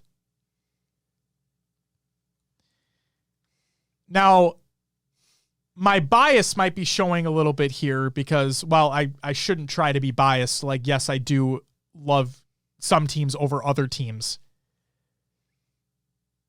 And this, again, proves why predictions are always wrong for myself because I always semi-doubt them when I never should. You never should doubt this team, but I have 2nd place going to Sentinels. We know what Sentinels can do. In Raleigh, you may look back at Raleigh and be like, oh, Sentinels don't have it anymore. Sentinels don't have it anymore. There's turmoil with Lethal on that team. He's going to be dropped. Blah, blah, blah, blah, blah. All this shit, right? And then KC happens. And holy shit. It's like they never stopped. It's like hey, you know that 2-time world championship, multiple tournament winning team? You know that roster? CLG, Optic, Tox, Sentinels? Them? Yeah, they win championships. They never stopped. And KC proved that in dominating fashion. And that was with people criticizing Lethal to the nth degree on his stats, right? And Tools, you're right. Lethal looks good again. I'll tell you one thing, that doesn't bode well for any team going up against them. But yes, believe it or not, I'm gonna do it again. I'm gonna do it again. My team taking first place is gonna be Optic. Because they gotta fucking win something. They've put in so much work. They win online left and right. But it proves to you that online doesn't necessarily mean everything. We saw what happened at Kansas City, but you know what? Optic is literally Dan Marino. Oh no. Oh no. Just can never win the big tournament. Maddie, shut the fuck up. Maddie says Ascend going to eliminate Optic and losers. I hope not, man. Sure. But no, in all seriousness, I do think that Optic have put in an incredible amount of work, and I'm not trying to sound biased here. It's just what I see. And I think that KC loss really, really, I think that really lit a fire under their asses. When Formal was chalked after that Royal 2. Oh, the shock play, rifle yes. Play? When Formal was chalked after that moment, that loss really hurt them. I truly believe that loss really hurt them. And all I hope is that they manifested that energy, put it to work, and are going to bring everything to Orlando. So I may sound delusional. For having them win the tournament. Oh, you're betting against Sentinels again. What the fuck are you doing? I could very well be delusional right now. But these are my predictions. Obviously, I'm going to stick with them. They got to win something. I mean, or they don't. They choke every time. I don't fucking know. It's just, I think Optic are going to have the upper hand at this event. I do. And I know Tools, it's hearsay that I'm going against Sentinels right now. I've burned myself so many times on this. It's like a fucking drug I can't quit, you know? So that's it. That's it for me. Keanu asks, if they don't win, do you think it's the end of the roster?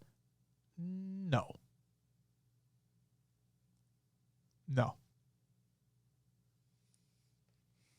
I don't think they break it up. But we can talk about that fucking way later, Keanu.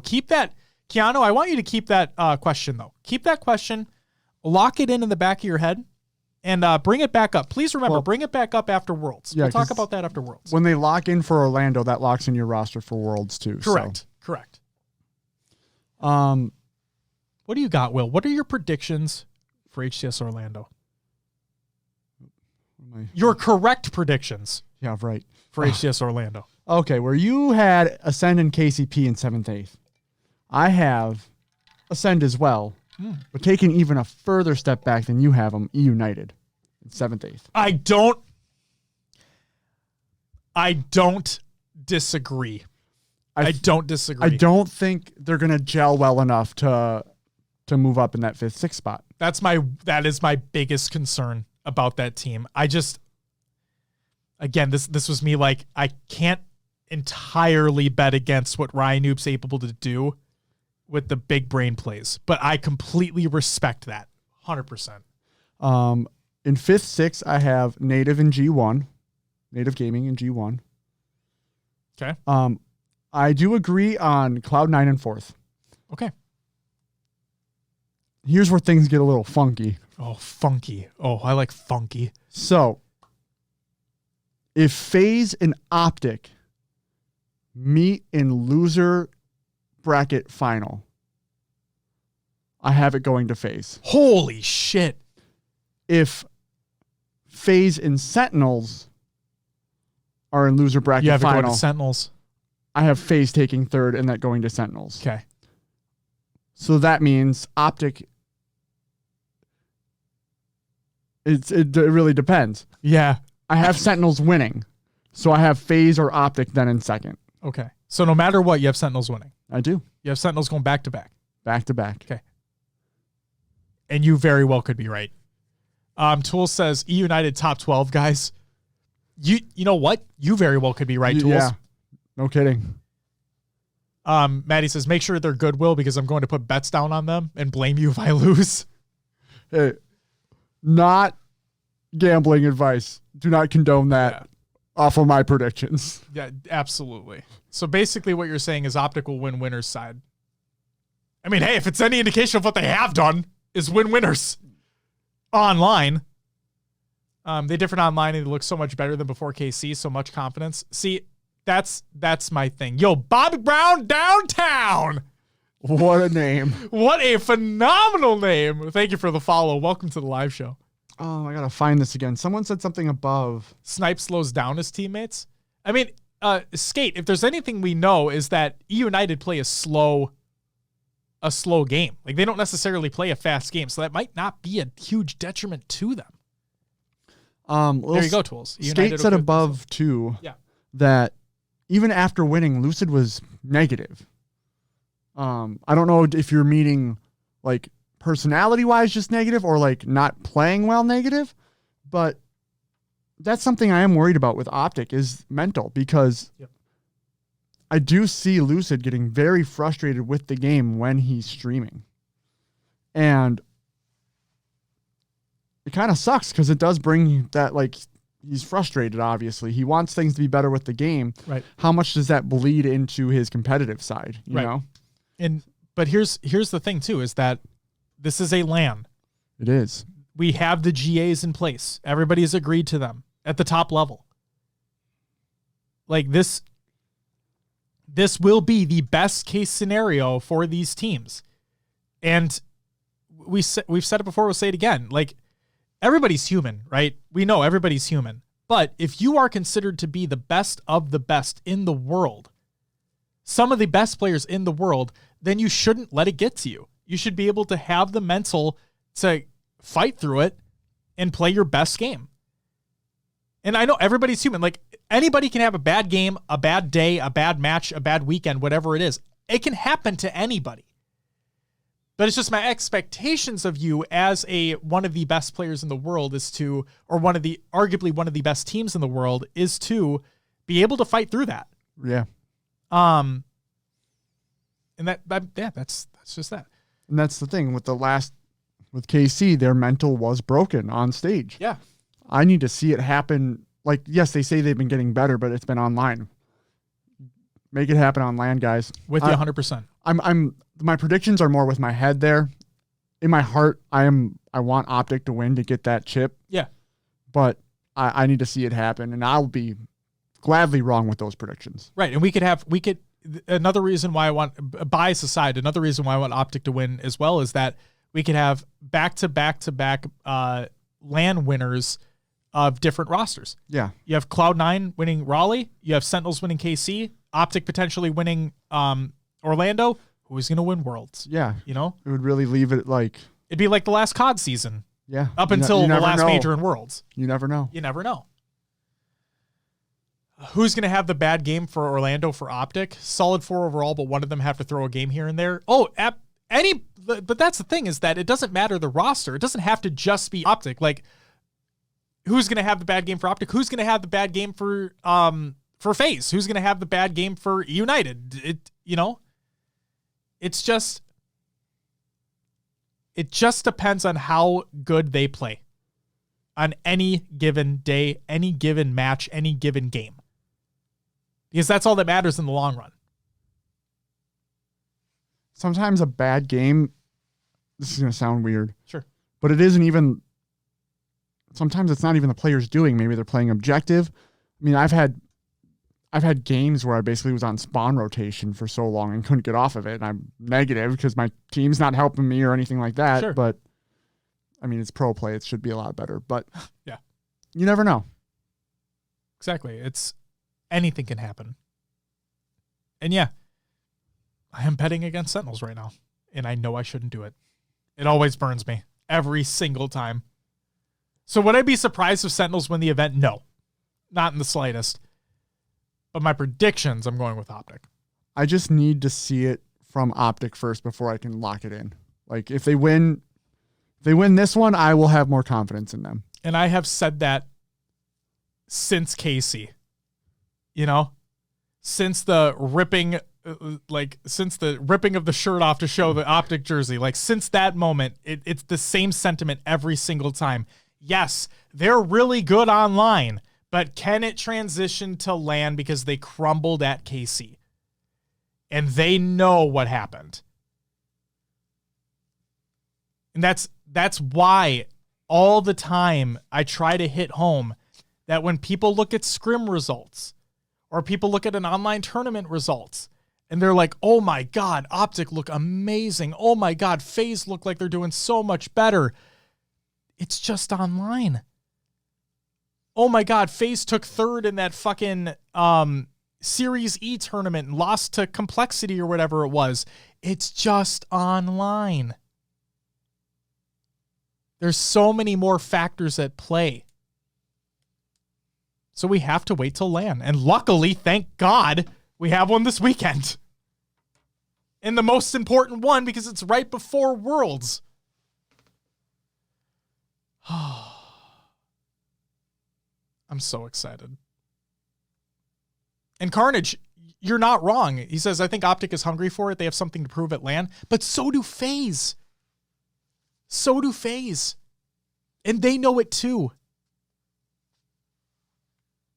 Like that's why I have them at third, is because I'm going with like the longevity aspect. I don't think they've had enough time. Would I be surprised if they did better? I still don't think they're going to win it. But would I be surprised if they took second? Not necessarily. I just think they need more time. And when you look at a Sentinels, when you look at an Optic, yes, I have Cloud9 taking fourth. But like when you look at these rosters, this is why I love how close the competition is. I love this. Because anything can happen. Is Orlando famous for a good crowd? Do you think we'll have people in the venue, even if the game is pretty much dead? The game is not pretty much dead, especially from a competitive standpoint, Keanu, and it's going to be packed, man. It is going to be packed. It may not necessarily look like that on a Friday, but I promise you, like over the weekend and absolutely on Sunday, that fucker is going to be filled to the brim. Filled to the brim. What's up, Snag? Good to see you, my man. And Monstas, welcome as well. Oh man, this event, I cannot wait. And I am genuinely excited to be watching from the comfort of my home. Have all the streams up at the same time. Cannot fucking wait. And I've said it before towards the beginning of the show. I'll say it again, and we'll pimp it out later as well. If you have not joined the Discord yet, please do so. We'll be doing an HCS Orlando watch along all weekend long in the Discord server. Come join in, chat with us. It's going to be a great time. Hope to see you there. If you're not attending, of course. Watch party, hell yeah. You know it, Snag. You fucking know it.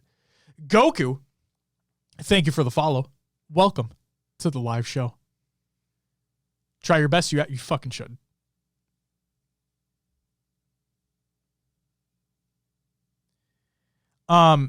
And I've said, this has also always burned me. I've said this every single event, and god damn it, I'm sticking to it. Team to watch out for, Complexity. Watch out for them.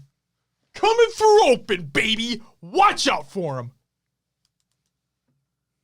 Oh, man. Who knows what the fuck they're going to do? Yeah. But watch out for them. I'm excited. All right. Shall we move on to the regular news? I think we got it, yeah. Let's do it up. Halo the Series Season 2 has begun production. This is by Halo on Paramount+. The Spartans have landed in Iceland. Halo the Series Season 2 starts production now. And God, let's fucking hope that they're better than... It's better than what the first season was. But there you go. Maddie says Complexity is Josh's wild card. So... if we're actually going to do that right now, I wouldn't even consider them my wild card. I would just consider them like, hey, I like what they've done. I like their consistency in the like open side of things.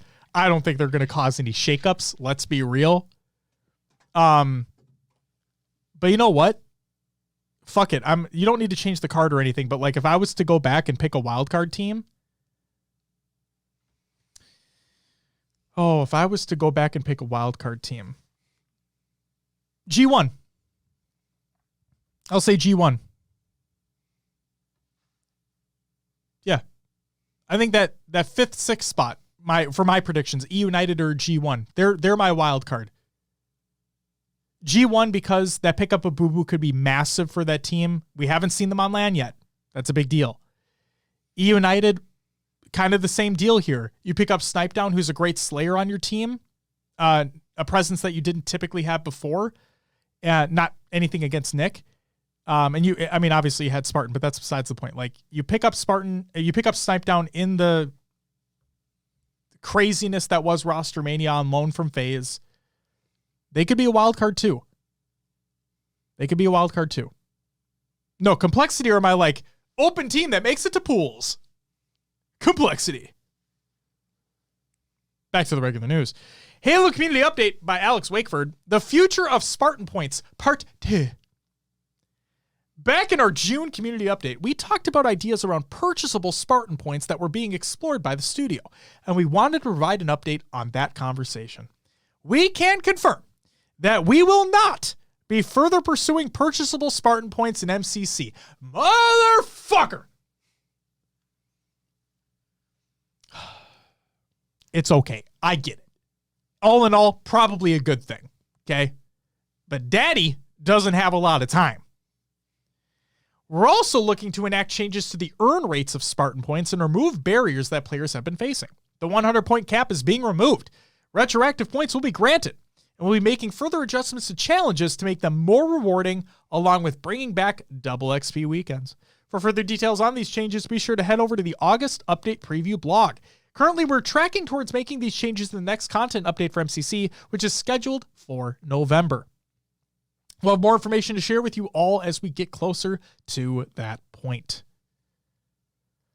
So yeah, we talked about it before where, we're fine if they did add purchasable Spartan points. A lot of people don't have time anymore. The game's been out for a long time. You're not really adding more content to it, so on and so forth. But I get it. People are upset. That's fine.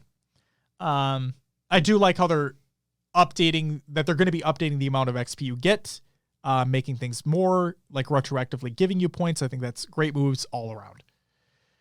All right, report. Another member of Halo's leadership team is leaving Xbox and Microsoft. This is by Jez Corden of Windows Central. David Berger, I apologize if I mispronounced that, who led development of the Slipspace engine used by Halo Infinite, is also leaving 343 Industries. The report comes originally from the outlet Lords of Gaming, but we can confirm via our own sources that it seems to be accurate.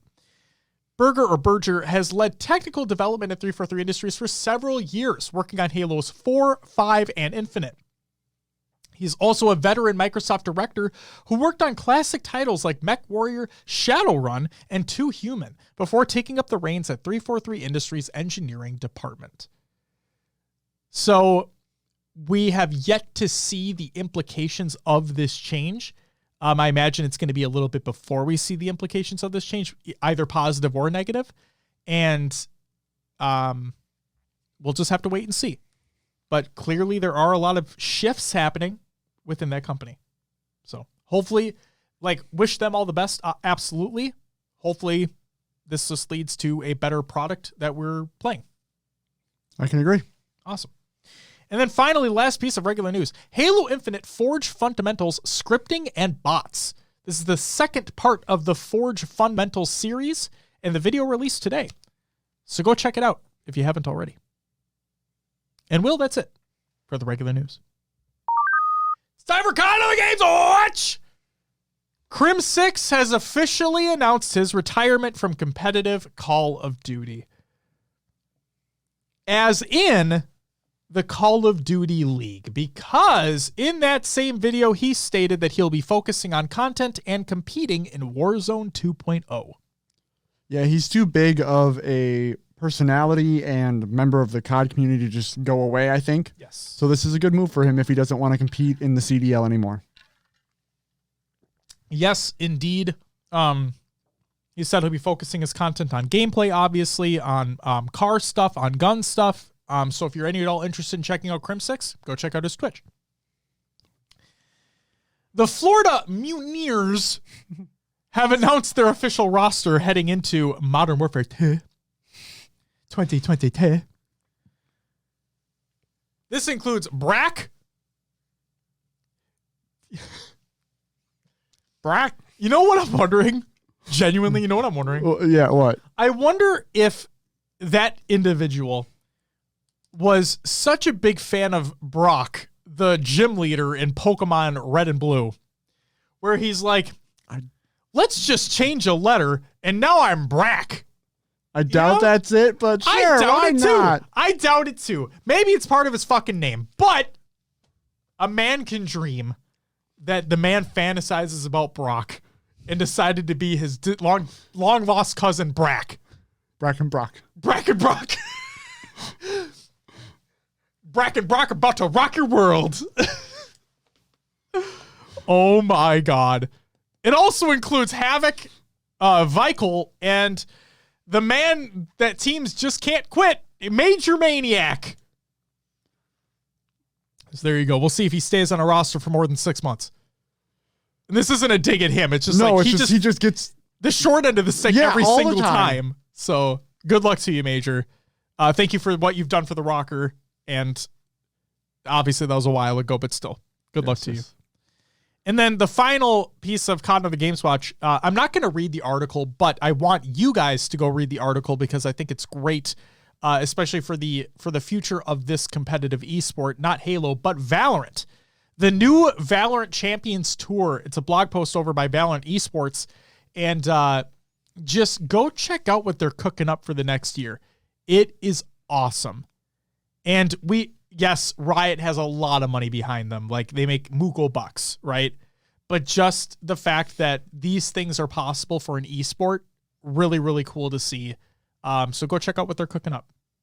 And that's it for Count of the Games Watch, which means it's time for those Adventures of the News and other games too. Will, what'd you play this week? I got about 6 challenges done for the Yappening in Halo Infinite, and I said, fuck this, and put it down. And I sang my heart out on some Rock Band for like a half hour. Okay. That was it. That's all I played this week. Solid singing sesh. Yeah. So you have not completed the Yappening? I'm not going to. I was going to say it ends I tomorrow know. by There's no way I can go home and finish it out tonight. Oh, you got to believe. I mean, maybe. Will. All right. We'll see how I'm like ready to fall asleep now. I fell asleep at my I don't blame you. I fell asleep at work today. Right at my desk. You didn't hear that. Nope. You didn't hear that. Will was awake and tentative the entire time during his shift.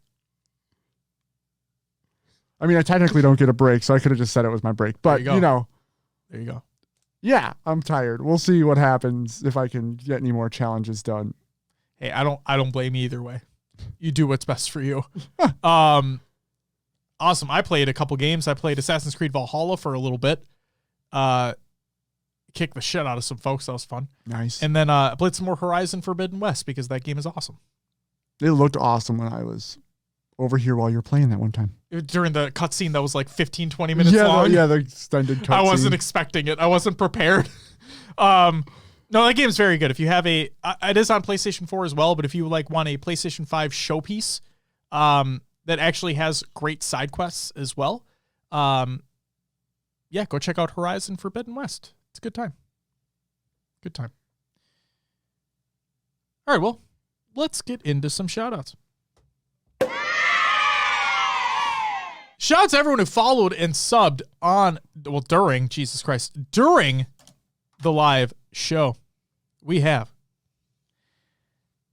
EOS 4, Real Mind State, Fox Too Quick, Firehose, Villain GP, It's LC, Tetrify, Lil Skate T, Bobby Brown Downtown, and Goku, all with the follows. Greatly appreciated. Thank you so much for following and checking out the live show. And then we also had Uncle Pumpy and Chica with the resubs. Thank you so very much for the resubs. You guys get woos! Did you get that last follow that came through? Blaze Phoenix? Blaze Phoenix. Thank you, Will. And Blaze Phoenix, I love the name. I love the fire aesthetic that's associated all with that Josh. name. Thank you so much. And thank you for the follow. Welcome to the live show. Maddie says 24-7 Philly at halftime, by the way. Yeah, I got the score up right here. You know what? I was telling my coworkers today, I was straight up telling my coworkers that while if week 1 was any indication of how we play for the rest of the year, that's awesome. But do not count that Eagles team out. That Eagles team is fucking loaded. Loaded. So I was telling my coworkers today, do not count that team out. And Variable, thank you for the follow as well, says Bird Gang. Jesus Christ. Carnage says, hell yeah, go Eagles. Come on, guys. Come on. Can't rely on Minnesotans for nothing. Fuck you, Maddie. I heard a stat today. Guess which NFL stadium has the most expensive beer? The most expensive beer? Is it Philly? It's Philly. Okay. Y'all spending like $15 for a 16-ounce can over there. Well, good job, guys. Yeah. I bet that's no wonder why they're so rowdy. No. They'll drink before they get there. No, I bet it's because their team was so bad for so long. And this isn't a dig against you guys. Like, we're bad too. Like, don't get me wrong. But like before their Super Bowl win with Nick Foles, okay? Remember that. They won a Super Bowl with Nick Foles, okay? Against Tom Brady. Like, that's a big fucking deal. But besides the point, before that Super Bowl, they weren't really that good. So I wonder if like they just raised the prices of the beer there. And like, well, you're going to drink it anyway. Your team's not very good, so here you go. And then they won a Super Bowl, and now the beers just stayed the same price. Maybe. I'm sorry if it sounds like I'm shitting on you guys, because I'm really not trying to. And Brady, oh my God, Tom Brady? I'm just kidding. Brady, thank you for the follow. Greatly appreciated. Welcome to the live show. Brady says, have I missed the Elamite rant? I'm not going on an Elamite rant. And I guess, sure, I'm glad we had an episode where none of this shit came up, because it's not, in my opinion, not that big of a deal. But no, I heard what had happened with what Elamite did based off of what I've said. And words were exchanged in DMs. And all I'll say is that the last thing that I sent him, I hope that we can reach an amicable close to this. I've said my piece. I'm not going to take back what I've said. And he's said his piece to me. And hopefully we just move on. That's it. And for what it's worth, I have nothing against him as an individual. Was only judging based off of what has been done in Infinite. That was it. So yeah, hopefully you accept that for what it is. See you later, Justin. Have a great night. Oh, Carnage says, yeah, we're going to go to the playoffs and choke again, then fire another coach. No, Carnage. No. I hope you go to the playoffs.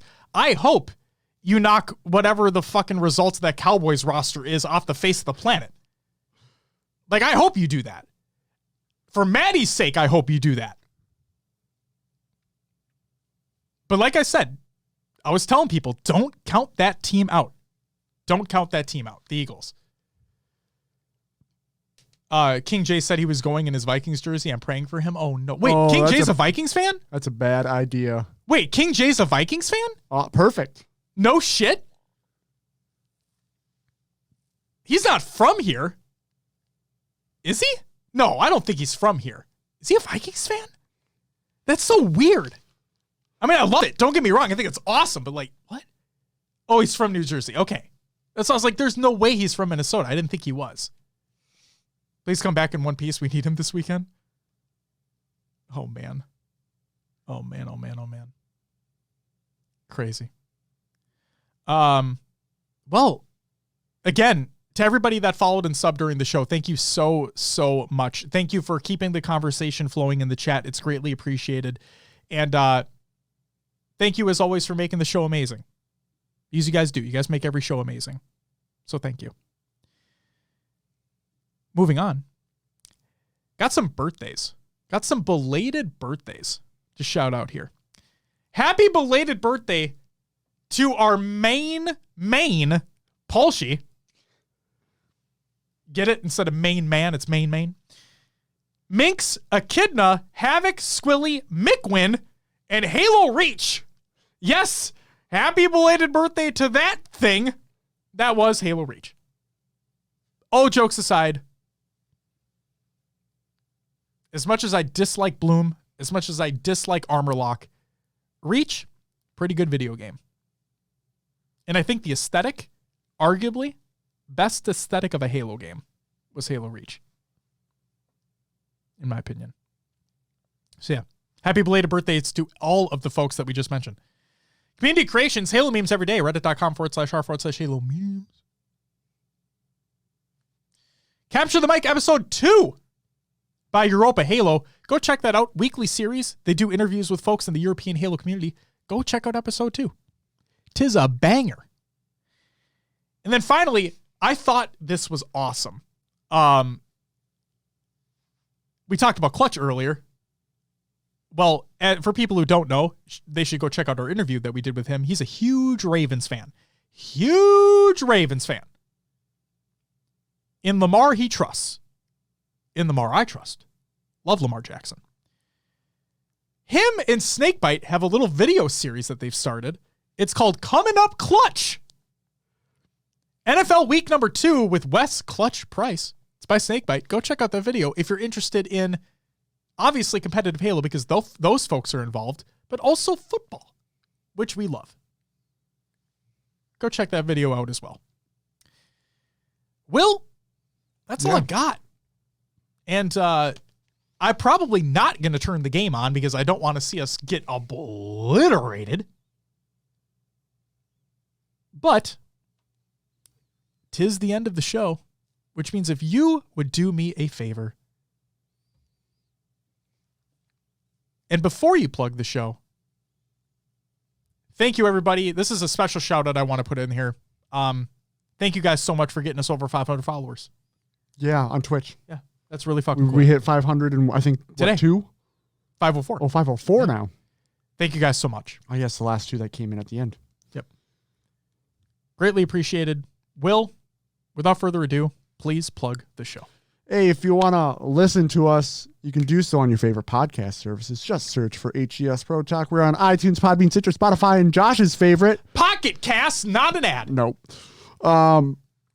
As Josh mentioned before in the show. Ooh, did I? Join the Discord. Please. Do that. Just fucking do it. Yeah, fucking do it. We have great discussions that go on with the community members during the week in there. Talk about Infinite, everything going on around the scene. Other games too. There's an NFL, there's, I don't know, is there an NHL channel? There is an NHL channel. F1 if you're into F1. NBA, when the NBA season kicks off. IRL, just general chat, whatever you want, it's in there. So go check it out. There's even a bot spam.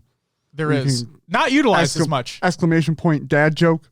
You can. Exclamation point dog. Oh my God. You get a dog pic. Snag says, I just found out that Pocket Cast is actually a real thing. Thought you were just being a ding dong when saying it. No, it is a legitimate podcast app, and I use it every single day. It is my favorite podcast app.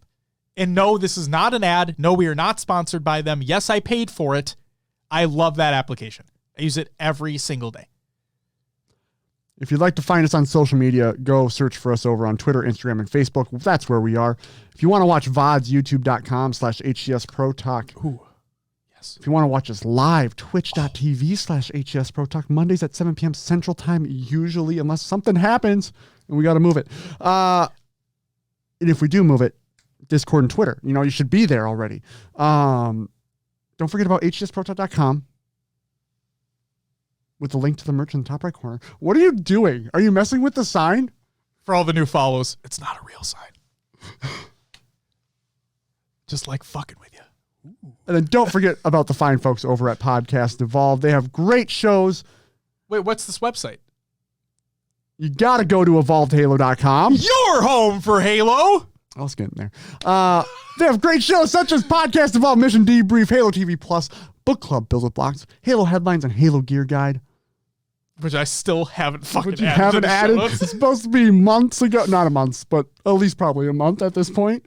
They're great. They're great people. They do wonderful shows. They're informational and great at what they do. Go to evolvedhalo.com. Your home for Halo. I wasn't expecting the second one. And we even have our own little section over there. Thanks to them. They were so gracious to give us some space on their website. So, and even I think it was Fox Too Quick who came in for the show for the first time today, coming from Podcast Evolved, who said he's been listening for years. So awesome. Thank you so much. Great. Go check out Podcast Evolved. All right, Josh, that's all I have. If you want to close it out, let the people know what we got on the next episode. Unless you got anything else to say before we leave. Well, it sounds like Complexity is doing a Halo boot camp, which is pretty fucking cool. Pretty fucking cool. I'm telling you, watch out for them. Watch out for them boys. Carnage says, I can't wait until it's a real sign and just screws with everyone when your hand is in front of it. It will happen eventually. I cannot say exactly when, but it will happen eventually. And I'm going to try to get it as closely resembling the picture as possible. So you just, my hope is that you just won't tell until, like you said, I put my hand in front of it and it doesn't go behind it. That's what I hope happens. And you're like, what the fuck? You're like, yeah, we did that. Ladies and gentlemen, thank you so much for hanging out with us. This has been episode 253 of HCS Pro Talk.